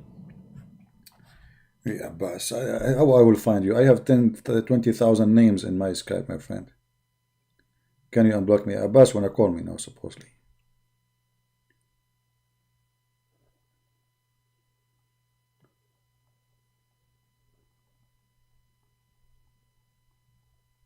Actually, Skype is not logging in. Answer me, Abbas, here. When we you know, get a chance to call you, I will call you. I'm trying to get in Skype. What is the answer? Was Allah in the tree, or yes or no? Just say yes or no.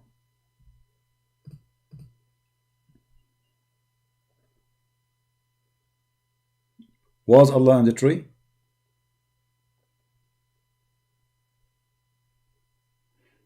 Let me force Skype to shut down so I can log in, maybe.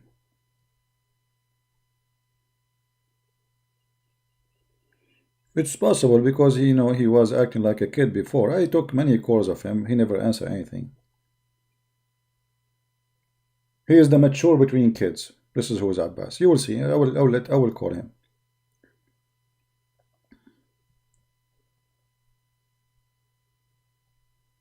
But the good thing about Abbas, he is not filthy like the rest.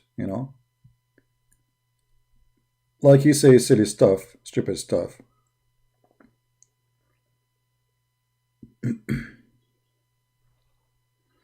Okay, Abbas, let me try to find you.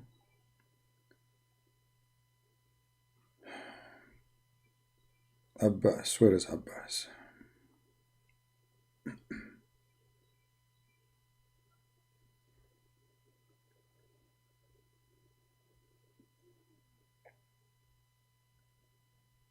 Okay, hold on. And guys, if you see my Skype, you will not believe it.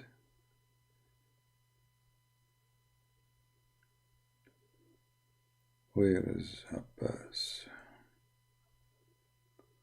Okay, Abbas, the name under Agha Abbas,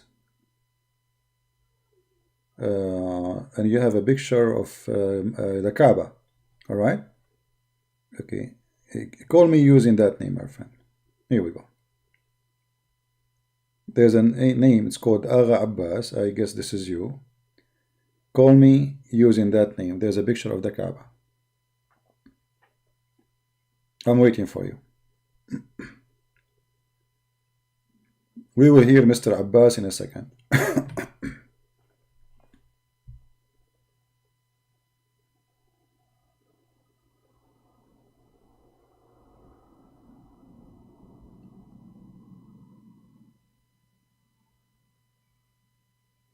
Abbas, call me. You are not blocked.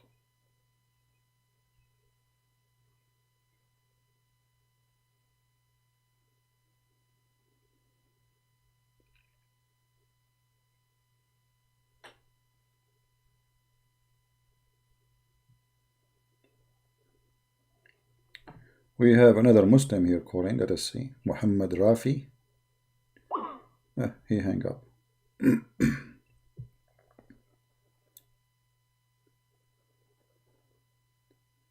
Fairuz is calling now. Okay, Fairuz is getting strong now. Hey, Fairuz. Hello. Hello, my friend. How are you? Hello. Hello, hello. Talk. Yeah, just like how you didn't pick up my call. Well, we took your call first time. You did not answer, so we thought maybe you are joking. So what do you want to say to us, Mr. Fairuz? So let me first expose your lies, okay? Okay. You are using fake hadith. Which one is fake That is hadith? why, Which one? Which one? No, which one is fake hadith? Please, if you don't mind, help me. Which one of the hadith I use it was fake?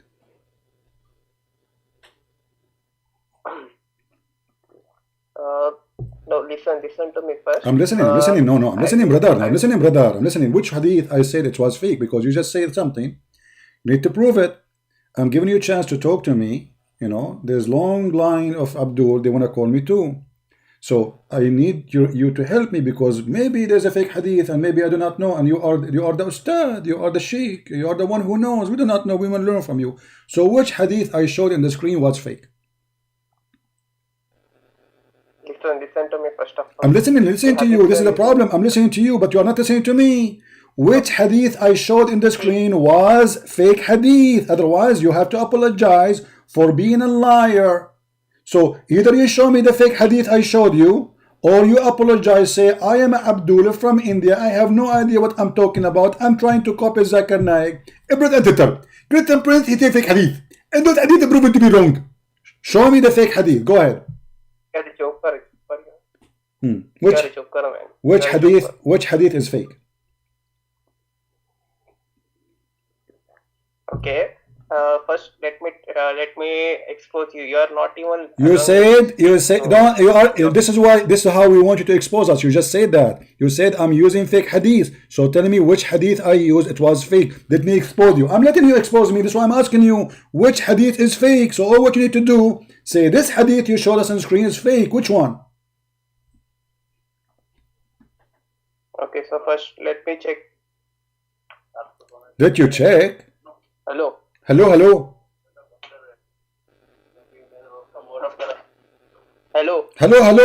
Hello. Cairo here. Yeah, I'm trying. We hear you from Cairo, brother. Alhamdulillah, Ramadan Kareem, brother. Okay, where is the fake hadith? What? Hello.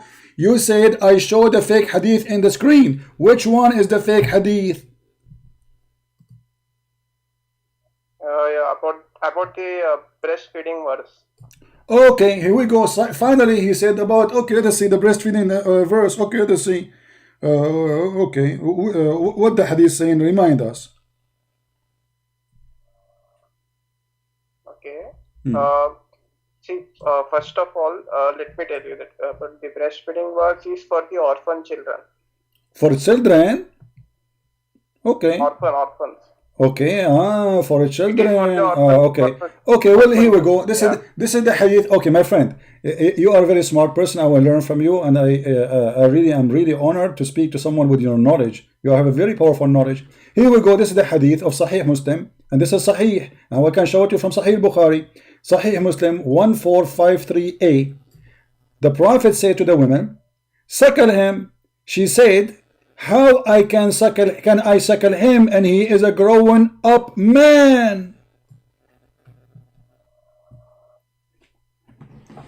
See, this is that is what I told you earlier, that this is a translation and it is not an. No problem. Here we go. I will read for you in Arabic. Do you know Arabic? Read the Arabic. Forget about the translation. Translation is not true. Read the Arabic. By the way, translation made by you Muslim. This is a Muslim website. This is sunnah.com. So you are saying to me that you Muslim, you give false translation. Shame on you. Shame on you. I will call the Islamic police for you. I will ask Jibril to cut your tail for lying to us in the translation. Now read for me in Arabic. As long as you claim the translation is false, read for us the Arabic. Here we go. It's in front of you. You should be a joker. You should not debate. You can only read the Arabic for me. You claim that the translation is fake. Here we go. The Arabic in front of you. Read for me. I will highlight for you the line and you read it. Go ahead. Yeah, give me the reference of that. Read the reference.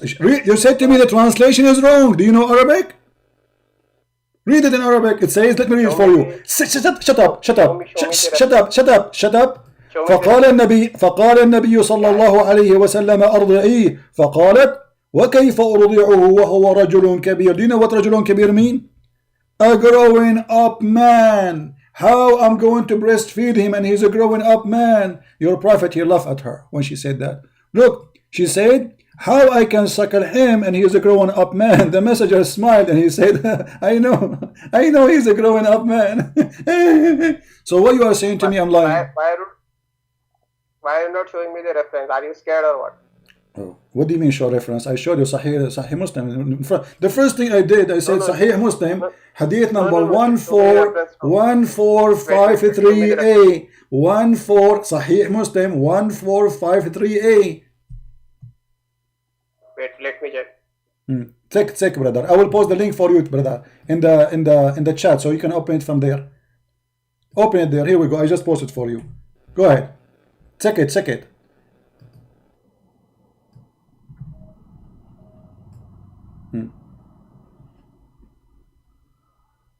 By the way, I like this hadith. I like breastfeeding, suckling. To be honest with you, actually, I applied to convert to Islam because I want to do breastfeeding for adult.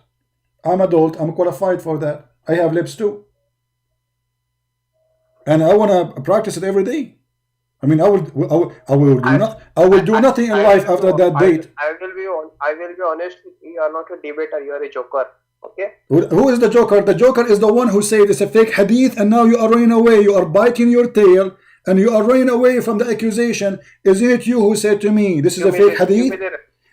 Isn't it you who said to me it's a fake hadith? So who is the joker? The joker is the one who ordered your mama to give her nipples to Usama. But Usama is not the son of the mama. He is the neighbor. Who is the joker? How Usama will suck the nipple of your mama? Explain to me. Osama bin Laden in Pakistan, Afghanistan, and now he been ordered by Allah Messenger to suck the nipple of your mama. Explain to me what's happening.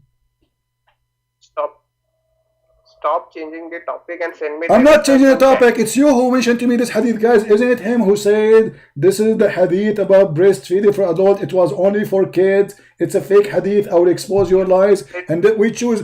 I am not the one who chose the topic. It was you. Abdul, it was you who chose. It was you who chose this hadith, not me. Why you are now saying that you are changing the topic? Send me the reference on Skype. The reference is already there in the chat. Click in it. Here we go. It's in the chat. Everybody can see it. And we can give it to you from Sahih al-Bukhari. We can give it from any website, from any book you want. All of them, they agree that this is Sahih. Sahih. And you said that this is fake. Shame on you. Why you are saying it's fake? Are you saying your prophet is fake too? But let me tell you what happened, my friend. Because you are ashamed of your prophet, so you decide to say this is cannot be my prophet. It have to be fake. For if this is true, that means my prophet is a perverted man. No, listen. The reality is that there were this hadith is compiled by humans, right? It's not compiled by God, so we cannot compare compare what? What? I don't understand. Hold on. I don't understand. Compare by what? These hadiths is compiled by humans. Hey, the Quran is compiled by human too. Isn't it the Quran compiled by human? Who is Uthman? Is Uthman is God? No. What? No. Who is the one? Who is the one who collect the Quran? The Quran itself describes itself as a hadith. The Quran says the Quran is a hadith, and this is hadith. And here now we are saying that the one who collect the hadith is a human, but who is the one who collect the Quran? No, you are a joker. No problem. Okay, okay. You can call me all the names you want, but everybody is laughing at your prophet, not at me. Here we go. You are in the corner, and now you are the one who accused me that this is a fake hadith, and you said to me, "Show me the reference." We showed the reference, and the reference even says this is Sahih. We show it to you from Sahih Muslim. We show it to you from Sahih Ibn Najah. So blah blah blah blah blah blah blah blah. All Muslims agree it's Sahih. Why you don't agree? Because you are ashamed of your prophet. Just face it. No, I'm not ashamed. That the fact. Okay, hold on. You know what? Hold on. I will change the topic just for your sake, just to help you. You are a proud Muslim. Can you prove to us? You see, we have 1,500 people watching right now. Can you show us one thing your prophet he said or did or the Quran? Prove to us that Muhammad is a prophet from God. Okay.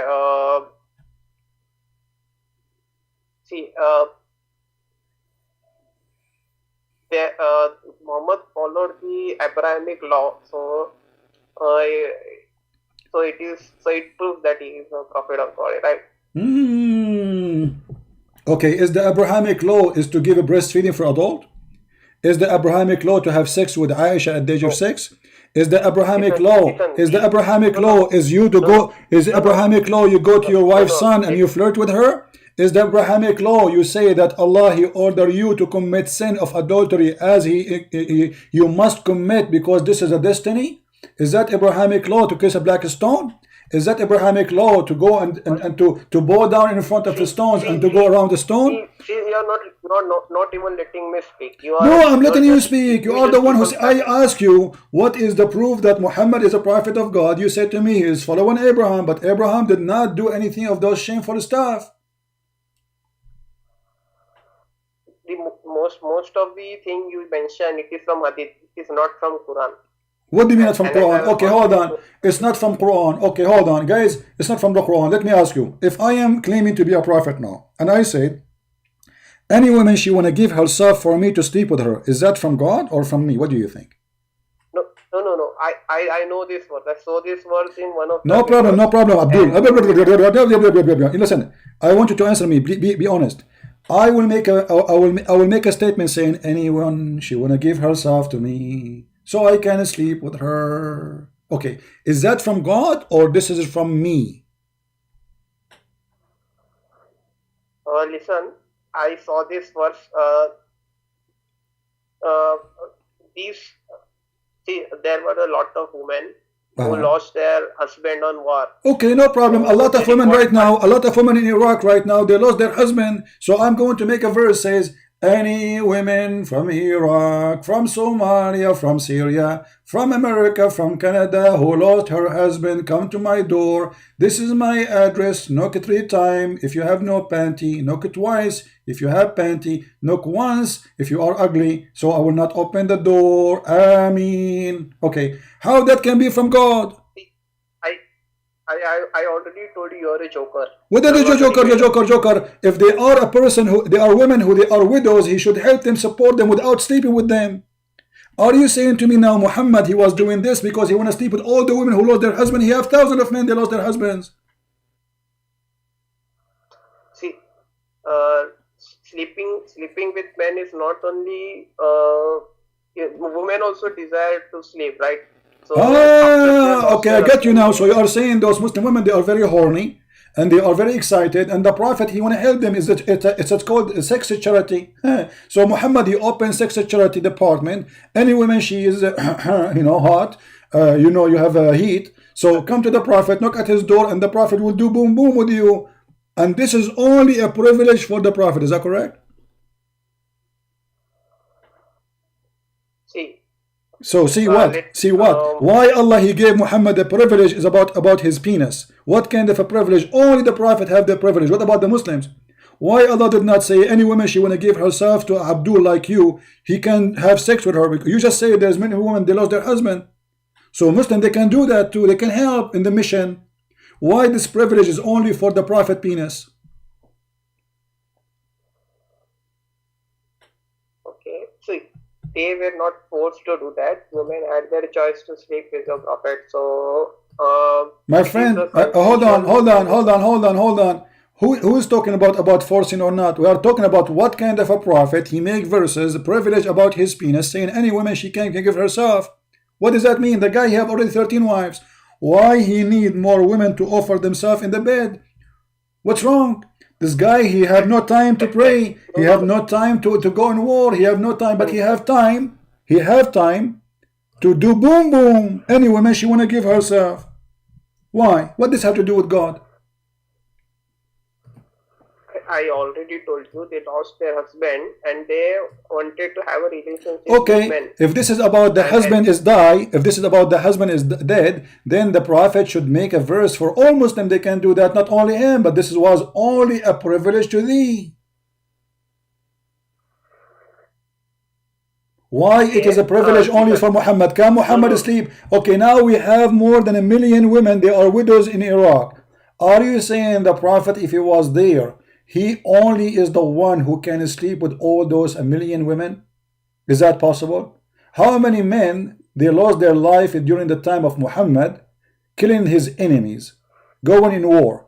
Muhammad, you are saying to me that Muhammad made a verse saying any woman she want to sleep with the Prophet. Listen to me. You are making it like he did something like terrorism. No, he fought for he fought for God. He wanted to establish two religion and all because there was a lot of pagan belief during the Prophet's lifetime, and he wanted them to follow the true God, the Abrahamic faith. So he fought with them. The pagans used to sacrifice their children and all like that. You Muslim, you sacrifice children too. You Muslim, you sacrifice children, don't you? Who said you sacrifice children? Okay, if I show you the hadith, what you will say? I have a da'if hadith. Da'if hadith, what you will say? You will not accept it, right? You will say it's da'if hadith. No, it is not. See, thing is that the hadith is compiled by humans. Quran is a so now so now because it's compiled by a human, so we don't accept it, right? No. See, you're twisting my word. I'm not saying we should not accept it. I'm saying we should accept it if it matches with the Quran. Okay, well, here we go. Okay, actually it's not the hadith, it's the Quran, chapter 18, verse number 74. Your God, he ordered Prophet Al-Khadr to slay a boy so he can be happy. Read it. And he is a Muslim boy. He is a Muslim boy. This is Quran now. What is the point of this? And I'm not getting it. Read it. Chapter 18, verse number 74. This is a Muslim boy. His parents are Muslim family, and he is just little child. And the Prophet of Al-Khadr, he did the order of Allah by smashing his head in the wall and slashing his head by a knife and play billy ball with it. This is Quran now. What we will do? We will reject the Quran now?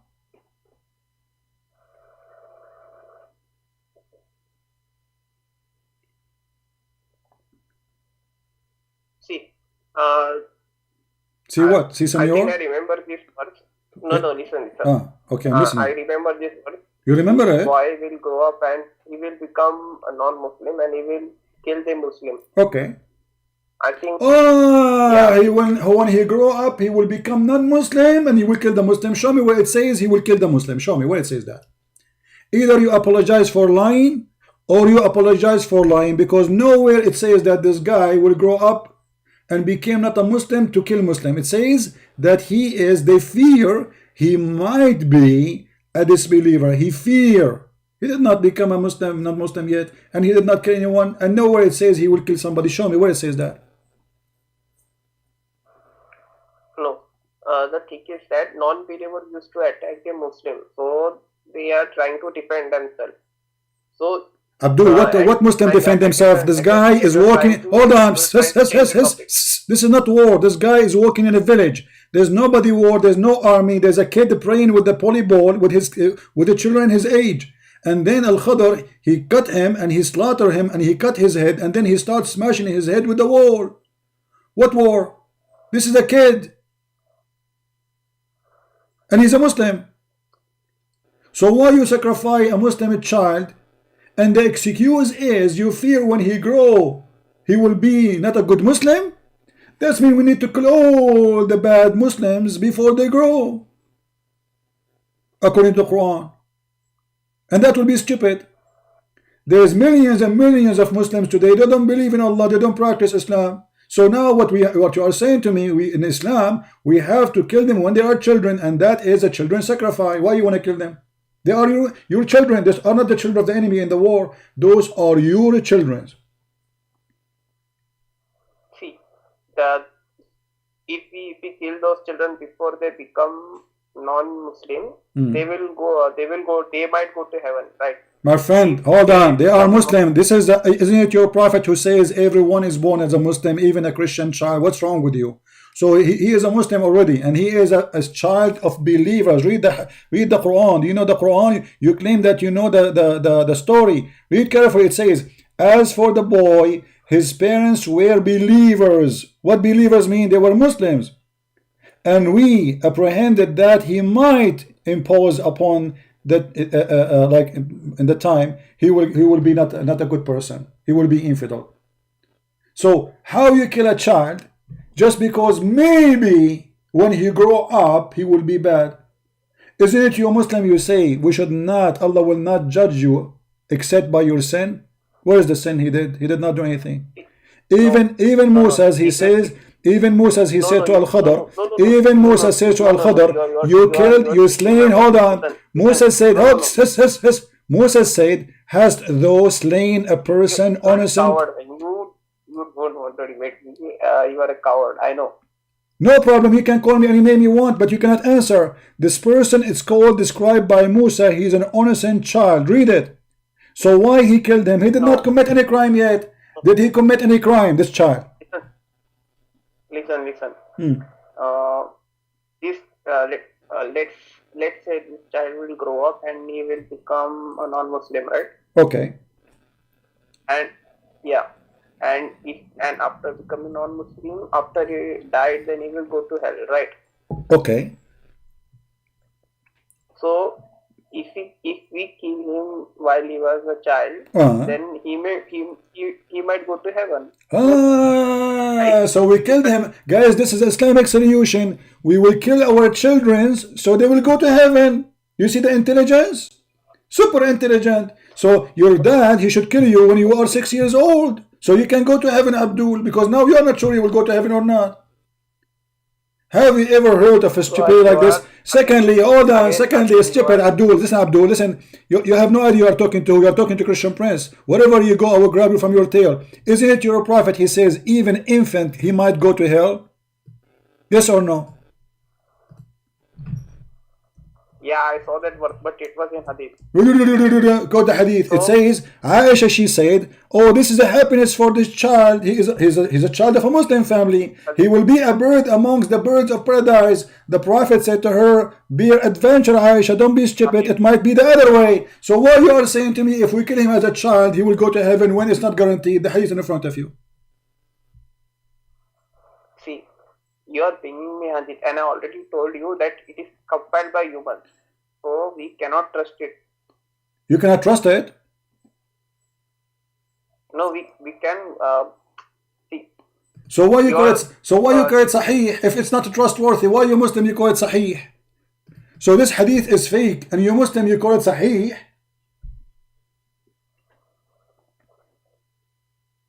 That is what I told you earlier. What you told me? What you told me? What you Yeah, told me? Remind me. I am not. you should. No. Tell me. I forgot what you told me. Remind me, please. Remind me. What? You're a prophet. Made it clear. You're a prophet. Made it clear. Secondly, do you have the right to kill a child who is a Muslim child before he commit a crime? Isn't this is against the teaching of Islam to kill a child he did not commit a crime yet? I thought that Allah He made an order to kill the one who killed, especially in the case of murder. The guy he did not do anything. How you punish him for not doing anything yet? He did not do anything yet. He's just a kid. If we go to the interpretation for the verse, you will see it says clearly. Hold on, listen. Hold on. Give me that one. Give me that one. No. I'm asking you how you can kill somebody, how you can punish somebody for a crime he did not commit. The mic is yours. First, give me the words. I will look it up. What? Give me the words. So all this time you are discussing with me, you do not know what verse we are talking about? Aren't you the one who told me I know the verse? No, actually you are trying to twist something, so I want to make sure that you are not lying. I have it in the screen, chapter 18, verse number 71. And read verse number 71 and 72. Wait. Waiting.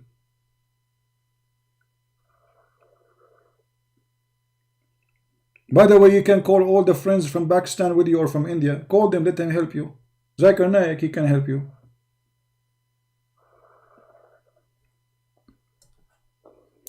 Let me call Zakir Naik until you read the verse. They take your time, no problem. Greeting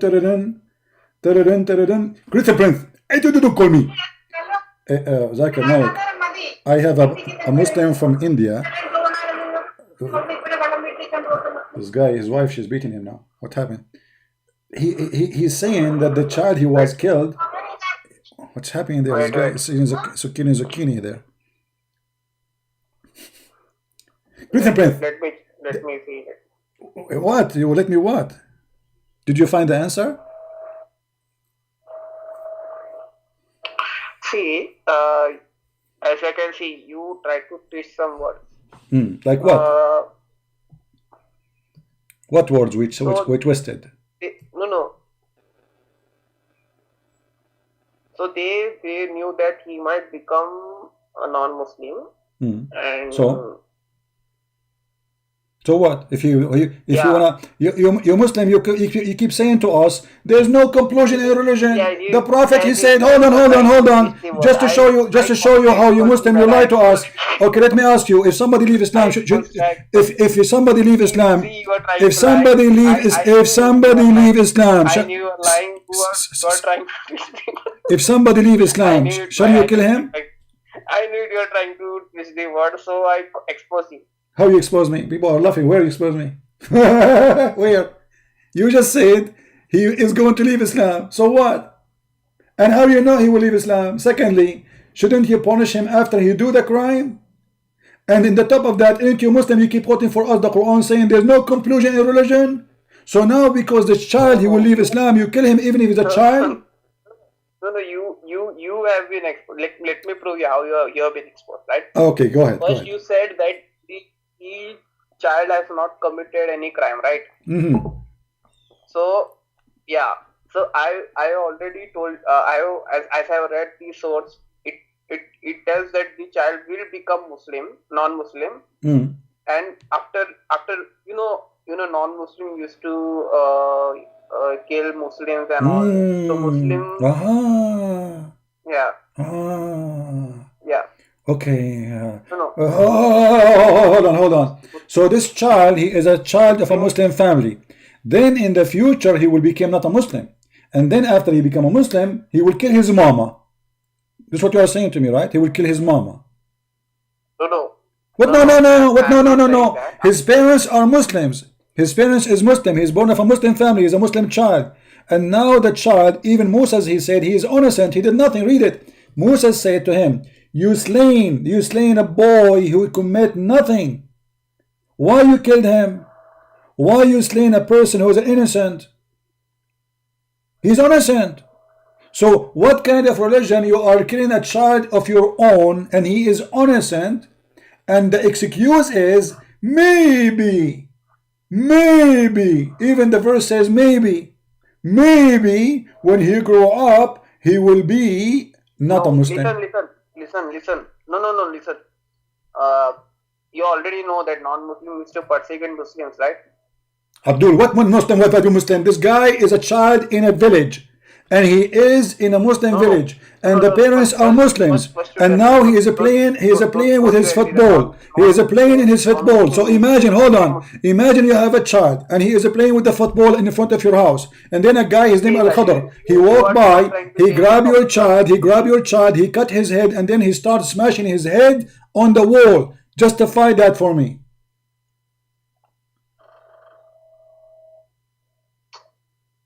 See, what I am trying to say is, see, non-Muslims used to persecute Muslims. Do you agree with me or not? Who? Hello. Muslims used to persecute Muslims. Do you agree with me or not? The Muslim used to what? Non-Muslims used to persecute Muslims. Do you agree with me or not? Non-Muslim used to consider Muslim? What do you mean consider? Non-Muslims used to persecute Muslims. Oh, the Muslim, they used to persecute non-Muslim too. The Muslims, it's about who is stronger. Muhammad himself, he did torture non-Muslims. He stole their money. He raped their wife. He took their caravan, and he became the biggest gang in history. So if you are saying that they did persecute you, well, here we go. The follower of Jesus, he have 12 of them. All of them, they've been slaughtered, killed, but they did not kill anyone. So what? Christians are persecuted until now in Pakistan, in India, and everywhere. Do we go after Muslim when we kill them? We don't. So what you are saying is a false excuse. Now we go back. This is a boy. He did not persecute anyone. He is born of a Muslim family. Give me a reason to kill him.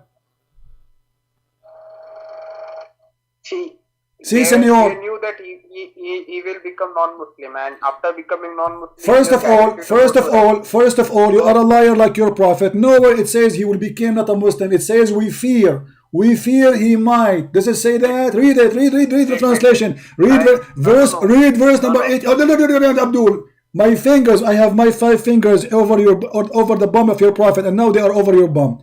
Show me where it says he left Islam. It says we fear he might. Read it. It says he might leave Islam. If you don't like the translation, we can change it for you. What translation you like? It says he might. We fear he might leave Islam. He did not leave Islam, and he is not sure. So now I can go to your house and kill your child, and I say to you, oh, I fear he might leave Islam. Read carefully. Verse number 80, chapter number 18 says, as for the youth, his parent, shut up, were people of faith, and we feared he would grieve them and abstain rebellion. You see? But he did not leave Islam. We feared. Do you know what he feared? The guy is guessing. How in the world that can be from God? So now I can say, I fear that your child will be a bad Muslim, so I kill him. Are you saying to me, if a Muslim now... Can you give me 1 minute? Where do you want to go? Mute the audio. Where will you mute your audio? Hello, where are you going? No, I need to drink water, so give me 1 minute. You need to drink water? What water? Hold on. Well, you're not allowed to drink water. It's Ramadan. What's wrong with you? Hello? Hello. One minute. Where are you going? So first of all, you have to drink camel urine. Not, aren't you following the Prophet's Sunnah? Why your water? What's happened to the camel urine?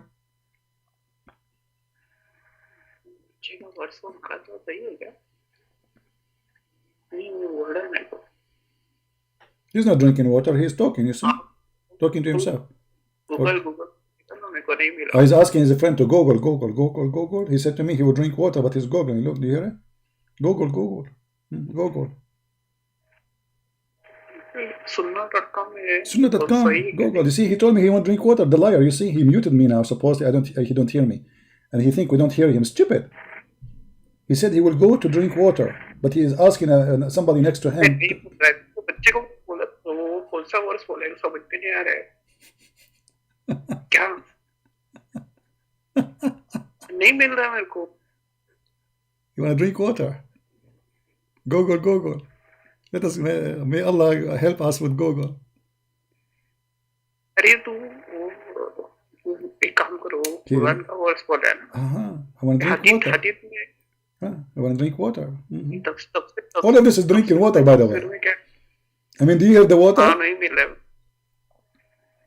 अच्छा हाँ तफसीर में क्या This is water in Islam, by the way. When they say I want to drink water, it's mean going to Google, search for tafsir.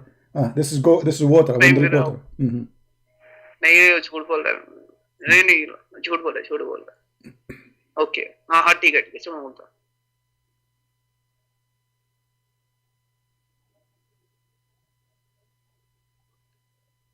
Hello hello, did you drink water, my friend? Did you drink water? See, listen. Did you drink your water? I want to be sure that you drank your water. Are you okay? See, don't change the topic. Did you drink water? Did you drink water? Yes or no? You said you would go to drink water. Did you drink water? Yes, I drink water. You are a fraud and you are a liar. We were hearing you, you idiot. You did not go to drink water. You were talking to the guy next to you, asking him to search Google, open tafsir, open sunnah.com. Why you lie? You said yes, I drink water. This is how Muslim they are. This is how decent the Muslims are. We were hearing every word you were saying. You did not leave and you did not drink water and you were talking to the guy next to you. Why you are lying? See, listen, what senor, you are a fraud like your prophet. Why you lied to us saying you want to drink water when the fact you are trying to search Google, asking your friend next to you to open tafsir.com and hadith.com. You're Shut up. to change the topic, right? No, I'm not changing the topic. It's you who told me I want to go and drink water. Why you lie to us? You did not drink water. See, this thing has nothing to do with your topic, right? So why are you... I have nothing to do with the topic.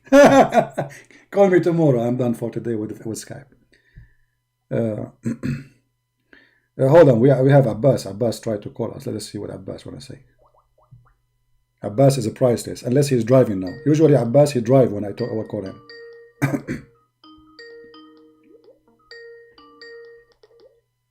Hello, Stevie. Hey Abbas, how are you, my friend? I'm very well. No, long time no here, man. I really miss you. What do you want to say to us, Abbas? Go ahead. Well, thanks for unblocking me. You were just chatting with a gentleman earlier, and you raised an important point, and you normally use a lot about this breastfeeding thing. Can I say something about that? Sure. Did you practice breastfeeding yourself, or you don't? I'm not supposed to. Why not supposed to? Why are you saying your prophet is not being a good person? No, that's what I'm going to explain. Your understanding is twisted, I believe, and that's what I'm going to try to prove, inshallah. Okay, go ahead. First of all, you know that particular hadith about Salim. This hadith has a counter hadith to that as well. All right. Which is about Aisha explaining same thing to the wives of the Prophet. And you know what the wives said?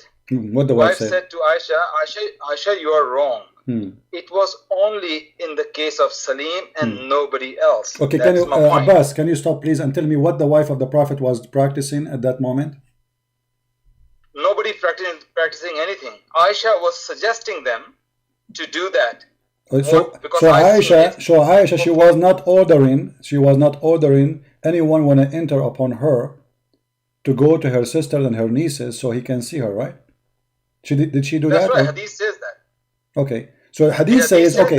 So the Hadith So the Hadith says that Aisha, she was ordering her nieces and her sisters to give their breast to a stranger in case he want to go and see Aisha. Do you agree? That's right, I agree. Okay, and so why Aisha was doing that? You Muslim, you claim that the your prophet, he says, خُذُوا دِينَكُمْ عَنْ هَذِهِ الْحُمَيْرَةِ. Take your religion from al-Humayra. So your prophet now was wrong because he should not take it from Aisha, we should take it from the other wives. So look what you just did. You just admitted that your prophet, you're a prophet, your prophet made a mistake. Say it. Did your prophet make a mistake when he says take your religion from Aisha? Sorry, can you hear me? I hear you. Did your prophet? Okay, because I'm trying to mute the YouTube. Sorry, okay. Because I'm did your prophet? Did your prophet? Can you show me the hadith which says that about Umaira? Sure. They take the religion from Aisha only and not from any other wives. All right, no problem. Let us see. Let me get you the hadith. Give me a second, please. While you're looking for the hadith, can I make my point? No. Here we go. The hadith is in front of me. Let us see. Is there the Muwatta? It doesn't matter where it is. I mean, it's going to make a difference. No. You know me. It matters to me where it comes from. So what? Hold on. What does that mean? What does that mean? I am not going to justify a weak or non-authentic hadith. I'm not obliged to justify that. Okay, so what we would do now? So what we will do with this hadith?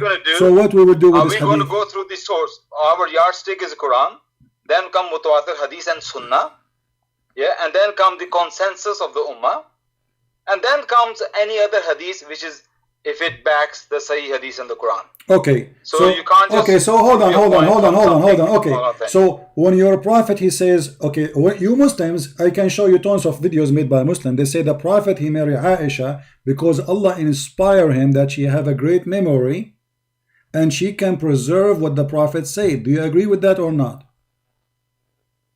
I will ask them that question. Where do you learn that from? So now each time I say something to you, you say I'm going to go and ask. So why you are calling me? No, but what are you saying? You're quoting some Muslim. Are we going to the sources, aren't we? Are we going to the Quran and Sahih Hadith and Sunnah? So you are telling me my friend, watch some videos, let me ask you, do you accept only Sahih Hadith? I heard Mutawatir, number one. No, hold on. As an example, you Muslim, you say the Prophet said there's no difference between black and white. Is that Sahih Hadith? No difference between black and white? Yeah. Oh, you mean the last khutbah of Muhammad? Yes, is that Sahih Hadith? I don't need a hadith to know that there's no difference. It is not. No, you need to know. So why you lie to us Muslim? You say this hadith when it's not sahih. So why the one is not sahih suddenly is accepted just to fool people? And now I'm asking you, when Aisha she ordered her sisters to do breastfeeding for adult for others, why Muhammad, he did not tell Aisha, don't do that? Can you show me where Muhammad said to Aisha, you are wrong? Why the wives of the Prophet, they waited until Aisha, she's practicing this with everybody, and then after Muhammad he died, suddenly those women, they have mouth to open. And how Aisha is wrong, and is she going to go to hell for practicing that? Okay. I'm going to make 2 points here. I hope you give me a chance to speak. Go ahead. First of all, so you are just telling me right now, you know Aisha better than the wives of the Prophet who was with Aisha at that time. And you know Muhammad Sallallahu Alaihi Wasallam's teaching more than the wives of the Prophet Sallallahu Alaihi Wasallam. That's the first one. Because they rejected Aisha. They say, Aisha, no. You are wrong. That was only for Salim and nobody else. That's okay.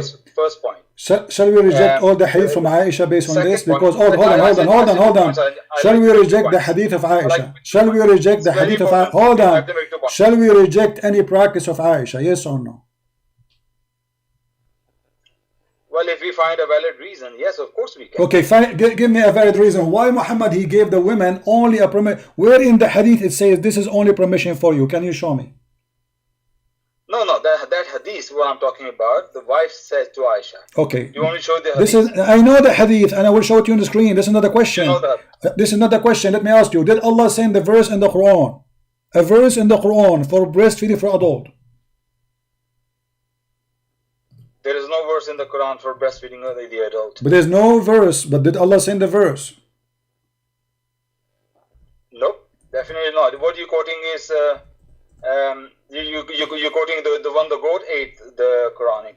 Quran. Is that what you're talking about? The goat ate the Quran? Is that what you're talking about? Doesn't matter, the goat or not. We can show you the hadith where it says that Allah, He sent, here we go. This is a hadith and this is a sahih hadith. It says that the Quran used to contain, it was sent down, in the Quran was sent down 10 known suckling, made marriage unlawful. Afterward, they were abrogated by 5 ones. So why you are lying? Okay, sure. Can you put the hadith on? Here we go. I will put the I will send the hadith for you in the chat, and I'm showing you the hadith in the screen, and I will show you more. This is just one. We just started. Let us go to the second one. Hold on. Hold on. Yeah, hold on. Yeah. Here we go. This is Sahih Muslim. This is Sahih Muslim.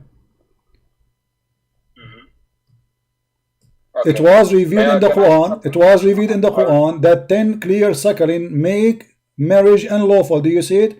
And it was abrogated by 5 suckling. This is Sahih Muslim. Are you going to say this is da'if? Hadith number 1452A.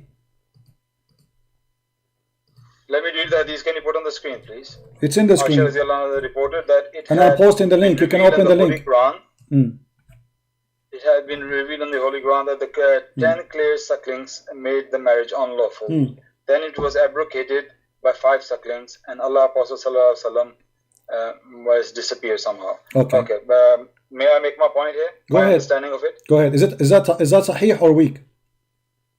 It's a sahih hadith, and I'm not rejecting it. Okay, but a second ago you said to me there's no such a thing came as Quran as a breastfeed for adult. Apologize for speaking without knowledge, my friend. May I reply? No problem, but I want you to apologize because you said to me there's no such a thing was in the Quran, sent as Quran, 10 times breastfeeding for adult. You said that, everybody heard you. Apologize, please. No, I'm answering you now. I'm answering. No. Before you answer, because you accuse me of lying, when you say there's no such a thing, it means either you telling the truth or I am telling the truth. So now, who was telling the truth? Is it Quran? Okay. 10 breastfeeding or not? Say yes or no. When I said no, because you are implying that we're talking about adults, the women going to give their breast to adults. Well, this is for adult. This is for adult. No, this. Okay, hold on. This is not. No. I want you to show me. Any verse saying that 10 times breastfeeding it was not for adult. Do you have a proof? So you are not changing the topic. We're talking about the. We are not changing the topic. We are not changing the topic. We are not changing the topic. This is the same as Aisha. She said that 10 times breastfeeding eaten by the goat, and it was for breastfeeding for adult. Does it say? So we are right now. Did Aisha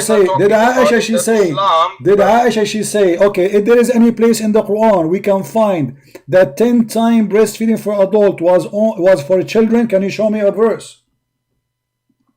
So you are saying which is authentic, hadith or the Quran? Now you're changing the I am not. I am saying the Quran is a fraud and the hadith is a fraud. This is not my topic, my friend. I am here to prove that both are fraud. This is not a question. You said this is about children. Can you show me the 10 times breastfeeding for children in the Quran?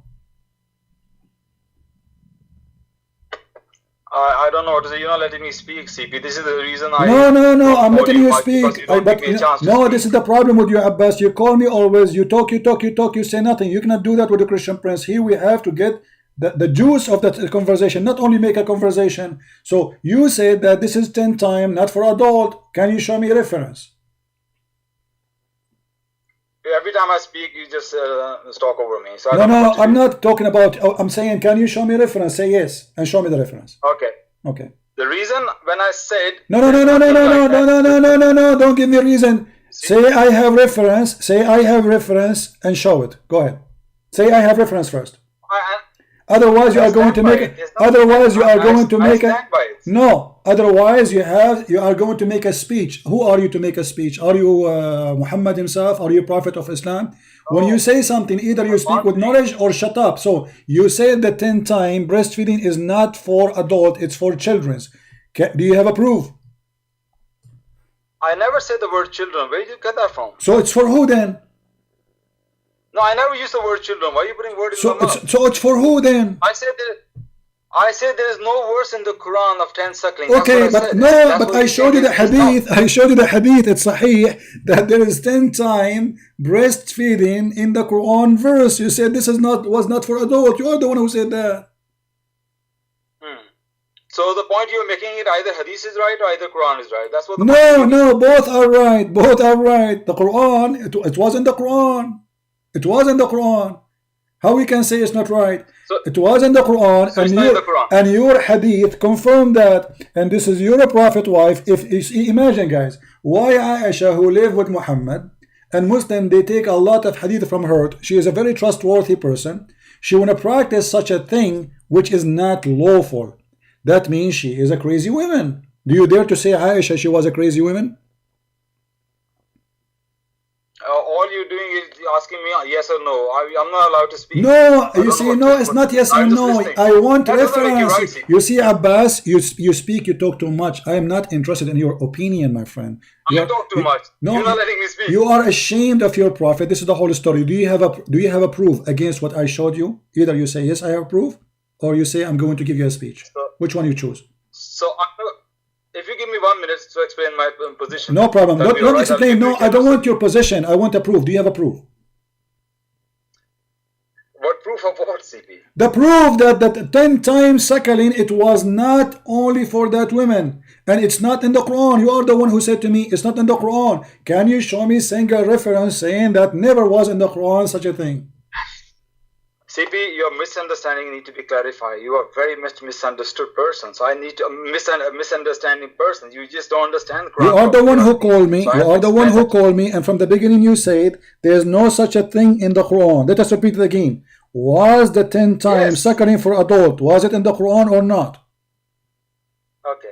There is no such thing in the Quran. That's what I'm still saying. No. Now there is no such a thing. So was it before the goat ate it? Was it there or not? Okay, that one is don't go to the goat ate her. That's not even authentic hadith. So don't go into that. Why? Who said not authentic? Who said that? Who is that? Who is the liar who said it's not authentic? Even the scholars say that. Where? No, here we go. It's in the front of you. The scholars, they gave it a grade. Hold on. The scholar gave it a grade Hassan. Yep. Do you know what Hassan mean? What Hassan mean? What Hassan is lower than Sahih. Do you know that? Do you agree that? But it's good. Hassan mean good, correct? Yeah, but not. Okay, so it's good.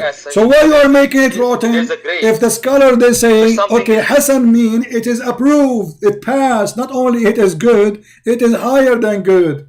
Hassan, there's nothing wrong with it. So your scholar they agree with it. So why you are saying it's rejected hadith? Why you are lying? What is stopping it to be Sahih? Educate me on that, please. My friend, why is not Sahih and Hassan? Why? My friend, I'm sure soon in a few years from now, all of you Muslim, you will agree that this hadith is not Sahih and not Hassan. It's garbage. We have to throw it away because Muslims through centuries they are trying to filter the garbage of Muhammad. Even your Sirah book says in the beginning, anything will not sound suitable for the Prophet. We delete it. Imagine. They are saying that clearly. They were not honest. Anything it's embarrassing for Muhammad, they throw it in the garbage. So this is after filtering all the filters, we got this. And soon actually Erdogan he asked for a conference just a few years ago, asking the Muslim around the world to dump all those hadith because they are embarrassing. They want to filter more. This is what you do. So now I'm asking you, why you call it Hassan if it is rejected? Is it rejected or Hassan? That means it's one level lower than Sahih. No problem, guys. One level lower than. Hold on. It is one level lower than Sahih. Okay, but does it Hassan mean is accepted or not? If it goes with the Quran and with what the Hadith and Sunnah. My friend, what do you mean goes with the Quran? You see the stupidity? So Aisha, she was saying this, and Aisha, she practiced this, but Muhammad never said this. Are you going to ask me yes or no? Come on. I'm not asking yes or no. Did Aisha order her family females to do breastfeeding for anyone want to enter upon her. Did she? And you said yes. Yes. Okay, so Aisha, when she did Yes, that, and they why the rejected Muslims? it. Okay, They why rejected it. why They the say you were Muslims? wrong. Why the Muslims? Not the wife of Muhammad. Why the Muslim did not shout and say to her, "Shame on you"? Did Umar al-Khattab say, "Shame on you"? Did Uthman say, "Shame on you"? Did Ali say, "Shame on you"? Okay, show me one of them. How she do such a stupid thing? She is, because this is, if this is not if this is haram, that means Aisha, she is really making something very bad. She is asking women to give their boobs to a strange man, and you Muslim witnessing that, and you don't say to Aisha, "Shame on you"? And the only one who said that is the wife. They said, "We will not do that," because they have dignity. Aisha, she don't. This is the problem. CP, you have to let me speak, otherwise it's better I just listen to you as you're talking, because you're not giving me a chance to speak. I'm letting you speak if you have a proof or reference. Do you have any? You are not. I am just telling you, you have to understand Islam holistically. You can't just pick it. How holistically? Okay, hold on. When your prophet, he said to the women, "Give him your boobs," and she said he is adult. What your prophet was doing? May I? Go ahead. Am I allowed to speak? Okay, go ahead. Okay, thank you. And the same prophet told Aisha radiallahu anha, when there was a man in her room, and she say he is my foster brother, and prophet says fosterage is only from hunger, meaning only if it's a baby, then if he drank the milk of the same woman as you did as a baby, then he's your brother, meaning he's indicating that this breast suckling cannot be possible if you are over the age of as a child. Okay. When so when you drink milk as a hunger and not so for why some he other ordered reason, the adult that women? is the only Why he ordered? Hold on. So why he ordered the adult women to give her boobs to the adult man? Now that's right. That's a very good point. Now we come to the point of Salim. Situation of Salim was unique. Why? Because this couple, they had him little as a child. Since he was a child, they adopted him as a child. So he was their like son, known to them, known to the house. So that situation was unique, and that's exactly what the wives of the Prophet was telling Aisha. His situation was unique. It was only for him. Okay, so I will go with you. He was as a grown-up young man at that time. Okay, I will go with you. The man now. Hold on. Okay, Abbas. So now let us say you adopted a child in your house, and now he is growing in my age. I'm 18 years old. And now you order your wife to give me her boobs, what that will do? Why you say 18? It says a growing man. The hadith says no, it says a growing man. The hadith says he is a growing man. And in those days, grown man meant the one who has puberty. Hold on. No problem. A growing man is a growing man. Don't stop lying. It doesn't say the age. Man, yeah, that's right. It says a growing man, so he is a man. So now the question is, grown. What that will do, the man now is a growing man. What that will do to the relationship between the wife of the man and that man who live in the house, who is a stranger. He is the child of the house. He's like the adopted son. Doesn't matter. So okay, hold on. First of all, it's forbidden. First of all, it's forbidden to adopt children in Islam. Secondly, what have to do even if I adopt a son? Why my wife now? The husband have a jealousy. The man is already upset because there's a person. You see, this is a proof that lies Muslim. They say to us, if this person considered as a son, why the husband is jealous from him? Ara fi aini, I see in his face karaha. He is upset from seeing this man in the house. So what the solution is? Give him your boobs. Okay, now I'm asking you. After the woman, she gave the boobs of her boobs to this growing man. What happened according to Islam? Okay, so this husband was jealous. It was his prerogative. He was jealous. Not everybody would be jealous as well, but he was. So solution for that was, since he was your child, he think you like as a mother, but just feed him, give him your breast. And I'm not saying he was 18. You're saying he's 18. It's possible that he was 13 or 14, and some beard came out or some hair or beard come out. So for his unique situation, it was given.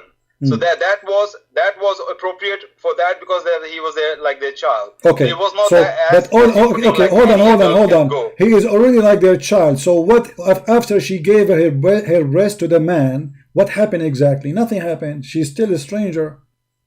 According to Islamic scholars, I can show you the reference. According to Islamic scholars, breastfeeding for adult does not forbid the man from marrying the women. Yes or no? What? According to Islamic scholars, Sunni scholars, hold on. According to Islamic scholars, doing breastfeeding for adult will not forbid the man who you did the breastfeeding for him to marry the women who breastfeed from her, because only in a young age that will be forbidden for the man to marry this woman. But if he do it later, that will not be considered forbidden. So what the purpose of this? So according to you, what you say, Sunni scholars said, if any man do a breastfeeding to any stranger woman, they can still get married. That's what you're saying? They can still marry, yes. According to that Sunni scholar. Yes.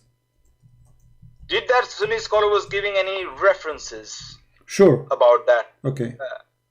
Was he giving any reference that this is how it is? Even if you breast suckle, you still can get married. Okay. What was the reference he was quoting? Okay, let us. I would have asked him that question. And you see, I'm not only asking questions to non-Muslims. Even when I go to Imam, I spoke to Imam. I really put them to the task and I ask them questions.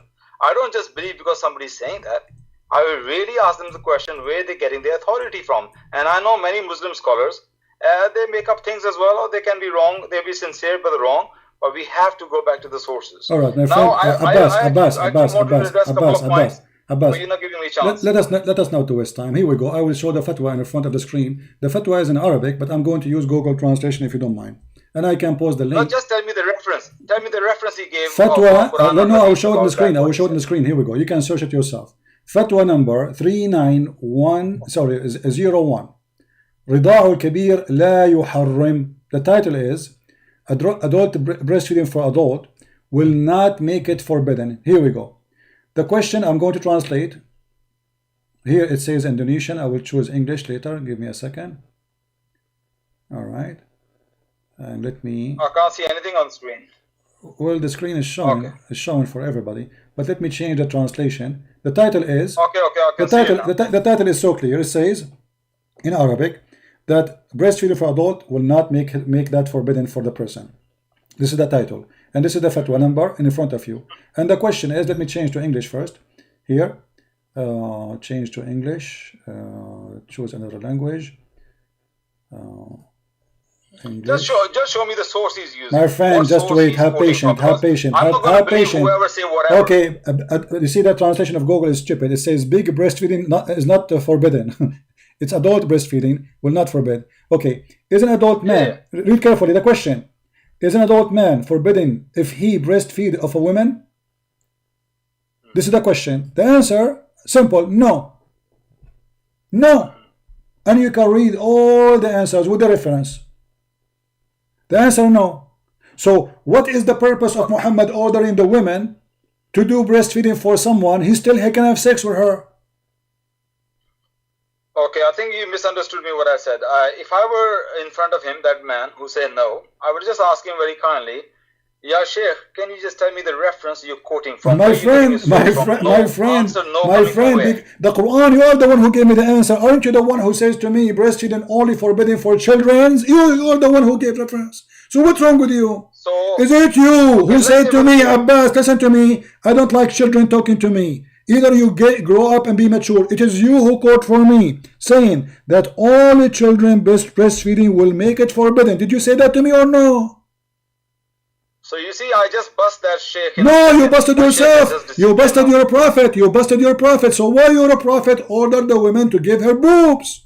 If only breastfeeding for a child, hold on. If only breastfeeding for a child will make the child forbidden for the women from having sex with her. What is the purpose of ordering a growing man? And the woman, by the way, she's an old woman. She don't have milk. He was suckling what? CP, with respect, you keep talking about growing man and you're not behaving like one. Please behave like one. You behave like one. I'm asking you. Don't ask the sheikh now. Ask yourself. You are the sheikh now. You are the only sheikh we have. When the sheikh, he said that he is using the same reason you used. He agreed with you, which means you should be smarter than this. Are you saying he's wrong now? He's agreeing with you that the only thing will forbid marriage if you do breastfeeding for a child. So the question is, Why your prophet then, he ordered the women to give her boobs to a stranger? So that guy was the adopted child. So what? In Islam there's no adoption. Still he can marry her. Still he can have sex with her. In Islam this is not allowed. Adoption is not considered as a child. There's a verse in the Quran about it. So what is the purpose of ordering a woman to give her a breast to a stranger if that will not stop him from having sex with her? You see, when the wives of Aisha's, wives of the Prophet, they challenged Aisha that there was a unique situation. That was my first point. And second point, back that first point. Your second point, my friend. Your second point is no point. I'm asking you why? Why? Don't go in circle. If this is a woman, she's still lawful for this child to have sex with her, for this man. Still he can marry her. Still he can sleep with her. So what the purpose of giving her boobs? This is the question. I'm going to answer all your questions, but you're not giving me a chance, bro. No, you are not answering. You are going in circles since you call me. Okay. So let me repeat the question for the last time, please. She is still lawful for him. You are the one who said to me, who said that. I showed you the fatwa. She is still lawful for him. He can marry her. He can have sex with her. He can sleep with her. It is lawful for him. So what was the purpose of him ordering the women, Muhammad, ordering the women to give her boobs? I'm listening. Go ahead. Not women, woman. One woman. One woman, not women. Don't say women.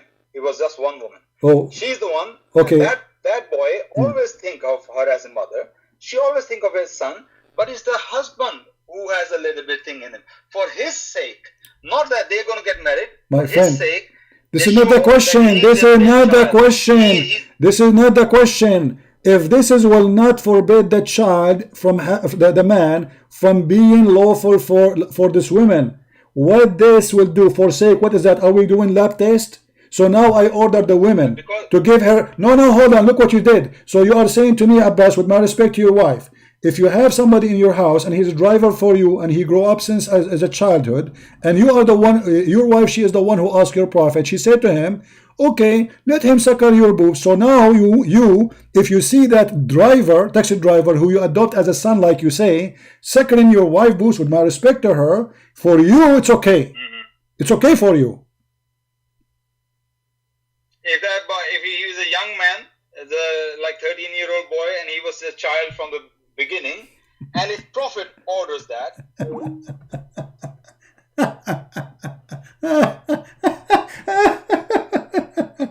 Take care, Abbas. Take care. It was nice talking to you. I really miss talking to you. Unbelievable. Oh boy. And you know the funny, Allah will send the verse in the Quran just for one woman. One woman. Only that woman. All the verses by the Quran, by the way, it happened because it was an incident about one person said something. So if we go by your scale, that means everything Muhammad he said, it was only for one person.